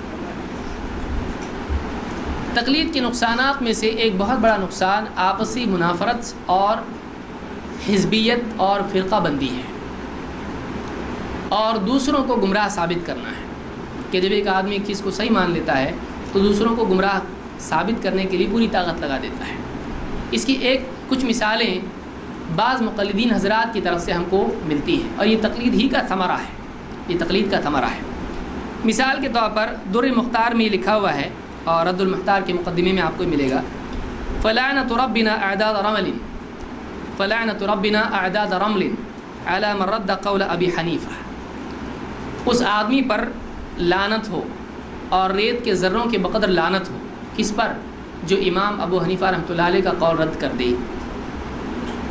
آپ بتائیے جتنے بھی ائمہ علماء جو بھی آتے ہیں جنہوں نے کسی دلیل کی بنیاد پر امام ابو حنیفہ رحمۃ اللہ علیہ کا قول قبول نہیں کیا, کیا وہ اس لعنت کی زد میں نہیں آتے ہیں؟ آپ غور کریں, یہ شعر بولنے والا کون ہے؟ وہ یہ نہیں کہہ رہا کہ نبی صلی اللہ علیہ وسلم کی بات کا انکار کر دے تو اس پر لعنت ہے. وہ کیا کہہ رہا ہے؟ فلاں عالم صاحب کی بات جو رد کر دے اس پر ریت کے ذروں کے بقدر لعنت ہے. تو یہ ساری چیزیں جو ہیں یہ تقلید کے نتائج میں سے ہیں کہ آدمی دوسروں پر لعن طعن کرنے لگے. اسی طرح سے ابن نجیم نے لکھا ہے البحر الرائق میں, کہتے ہیں کہ قال الشیخ ابو حفص الصفکردری فی فوائدہ. ابو حفص صفکردری اپنی فوائد میں لکھتے ہیں لا ينبغی للحنفی ان یزوج بنتہ من رجل شفعوی المذہب. کسی حنفی کے لیے یہ جائز نہیں, یہ مناسب نہیں, یہ لائق نہیں کہ وہ اپنی بیٹی کا نکاح کسی شافعی مذہب والے سے کرے. کیوں؟ وہکذا قال بعض مشائخنا, یہ کسی کا قول نہیں, کہتے ایسا ہی ہمارے بعض مشائخ نے کہا ہے, علماء نے کہا ہے. ولکن یتزوج بنتہم, ہاں لیکن ان کی بیٹی سے نکاح کر سکتا ہے, شافعی کی بیٹی سے نکاح کر سکتا ہے. زیادہ فی البزازیہ, بزازیہ ہمیں یہ قول نقل ہے, کہتے ہیں کہ تنزیل لہم منزلت اہل الکتاب, ان کو اہل کتاب کی منزلت پر رکھتے ہوئے, ان کے مقام پر رکھتے ہوئے. اہل کتاب کون ہیں؟ یہودی نصرانی, یعنی یہود و نصارہ کے یہاں پر اپنی بیٹی نہیں دے سکتے ہیں لیکن ان کی بیٹی سے نکاح کر سکتے ہیں. تو شافعیوں سے بھی ایسا معاملہ کیا جا سکتا ہے, اپنی بیٹی ان کو نہیں دے سکتے ہیں اور ان کی بیٹی لا سکتے ہیں. کس بنیاد پر؟ مسئلہ یہ نہیں ہے کہ کوئی آدمی کہے مت کرو کرو یہ حکمت ہے, وہ ساری بات کی باتیں ہیں. کس اصول کی بنیاد پر, کیا مقام ان کو دیتے ہوئے, ان کو اہل کتاب پر قیاس کرتے ہوئے. تو آپ نے ایک مسلمان کو قیاس کس پر کیا؟ ایک کافر پر. آپ یہودی و نصرانی پر اس کو قیاس کر رہے ہیں. شافعی کو ہمارے نزدیک, اہل حدیث کے نزدیک وہ یہودی نصرانی کی طرح نہیں ہے, وہ مسلمان ہے, اگرچہ ہم اس کو خطا پر مانتے ہیں، اس کے بعض مسائل کو صحیح بھی مانتے ہیں، ہم بھی اس پر عمل کرتے ہیں، رفع الیدین بھی کر رہے ہیں اور سب کچھ کر رہے ہیں، اس لیے کہ دلیل ہمارے پاس ہے، لیکن اس کو آپ ایک دم آپ اس کو کتابی پر قیاس کرنے لگ جائیں، آپ اس کو یہود و نصرانی کے اوپر قیاس کرنے لگیں، یہ بتائے کتنا بڑا ظلم ہے۔ اور آگے دیکھیے، 2 باتیں کہہ کے میں اپنی بات ختم کر رہا ہوں۔ امام الذہبی نے اپنی کتاب میزان الاعتدال میں محمد ابن موسیٰ البلاساغونی الحنفی، اس کا ترجمہ ذکر کیا ہے، محمد ابن موسیٰ البلاساغونی الحنفی، اور اس شخص کے بارے میں کہتے ہیں کہ قاضی دمشق، یہ صاحب دمشق کے قاضی تھے۔ روا عن ابی الفضل ابن خیرون، ابو الفضل ابن خیرون سے انہوں نے روایت کی، کان مبتدعا، اور یہ شخص بدعتی تھا، یقول لو کان لی امر لاخذت الجزیۃ من الشافعیہ، کہتے ہیں کہ ان صاحب کا کہنا تھا کہ اگر میرے ہاتھ میں اقتدار ہوتا، میرے ہاتھ میں اگر پاور ہوتا تو میں شافعیوں سے جزیہ لیتا۔ امام الذہبی نے میزان الاعتدال میں اس کو ذکر کیا ہے کہ اگر میرے بس میں ہوتا تو میں شافعیوں سے جزیہ لیتا۔ جزیہ مسلمان سے لیتے ہیں کہ کافر سے لیتے ہیں؟ دیکھیے اہل کتاب سے لیا جاتا ہے، تو کہتے ہیں کہ میرے بس میں ہوتا تو میں شافعیوں سے جزیہ لیتا ہے۔ یہ بھی کیوں؟ یہ متعصب حنفی تھا۔ اسی طرح سے عبد الحی لکھنوی کہتے ہیں وفی طبقات القاری عیسیٰ ابن ابی بکر ابن ایوب وکان متغالیاً فی التعصب لمذہب ابی حنیفہ، کہتے ہیں کہ عیسیٰ ابن ابی بکر ابن ایوب یہ صاحب امام ابو حنیفہ رحمۃ اللہ علیہ کے مذہب کے سلسلے میں بہت متعصب تھے، بہت تعصب رکھتے تھے۔ وقال له والدہ یوما، ان کے والد نے ایک مرتبہ ان سے کہا کیف اخترت مذہب ابی حنیفہ واہلک کلہم شافعیہ، تم نے امام ابو حنیفہ رحمۃ اللہ علیہ کا مذہب کیوں قبول کیا جبکہ تمہارے گھر والے سب کے سب کیا ہیں؟ شافعی ہیں۔ فقال اترغبون عن ان یکون فیکم رجل واحد مسلم، ان صاحب نے کہا کہ کیا تم کو یہ بات پسند نہیں ہے کہ تم میں سے کم ایک آدمی ہی کم سے کم مسلمان ہو؟ یعنی تمہارے گھر والے کیا ہیں؟ شافعی ہیں، تم حنفی کیسے ہو گئے؟ کہا ان شافعیوں میں کم سے کم گھر والوں میں ایک مسلمان تو رہے، کہ اتنا بھی پسند نہیں تم کو؟ یعنی ان کو مسلمان مانتا ہے؟ نہیں مانتا ہے۔ تو تقلید کے نتیجے میں اس طرح کا تحزب پیدا ہوتا ہے اور تکفیر تک نوبت جاتی ہے۔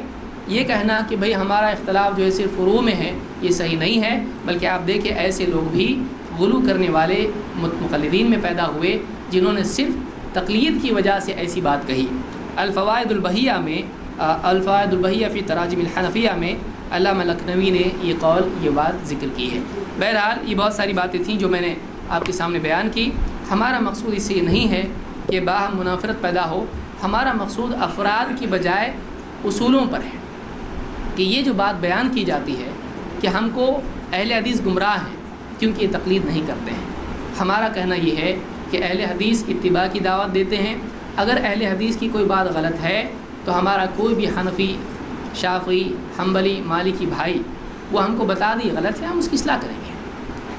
لیکن آپ بھی تو اس کے لیے تیار ہیں، آپ بھی اس کے لیے تیار ہیں کہ اللہ اور اس کے رسول کی بات سے بڑھ کر کسی کی بات نہیں ہے۔ اگر آپس میں وتواصوا بالحق وتواصوا بالصبر کا ماحول بن جائے تو اس میں کتنا بڑا فائدہ ہو سکتا ہے کہ ہم ایک دوسرے کو حق بات کی وصیت کریں اور ایک دوسرے کو صبر کی وصیت کریں۔ یہ مسلمانوں کا طریقہ اللہ تعالی نے بتایا ہے، ہلاکت سے بچنے والے لوگوں کا شعار بتایا ہے کہ وہ ایک دوسرے کو حق بات کی وصیت کرتے ہیں، ایک دوسرے کو صبر کی وصیت کرتے ہیں۔ اگر حق اور صبر ہم کھو دیں تو ہم بھی خسارہ پانے والوں میں سے ہو جائیں گے۔ اللہ ہم سب کی حفاظت فرمائے۔ تو یہ کچھ باتیں تھیں، اگر ان میں کوئی بات ایسی ہے جو کسی بھی بھائی کو اگر قابل اعتراض لگے، اس کا دل دکھا ہو، تو میں یعنی اس کے دل دکھانے کی وجہ سے معافی چاہتا ہوں، لیکن اس میں اگر کوئی بات غلط نہیں ہے تو میں سمجھتا ہوں کہ کسی کا دل دکھنا نہیں چاہیے۔ اگر کوئی غلطی اس میں ہے تو میں یعنی چاہوں گا کہ کوئی بھی ہمارا بھائی مجھ کو بطور نصیحت کہہ سکتا ہے کہ بھائی آپ کی بات غلط ہے، مجھ کو اس کے ماننے میں کوئی تردد نہیں ہوگا۔ اقول قولی ھذا واستغفر اللہ لی ولکم۔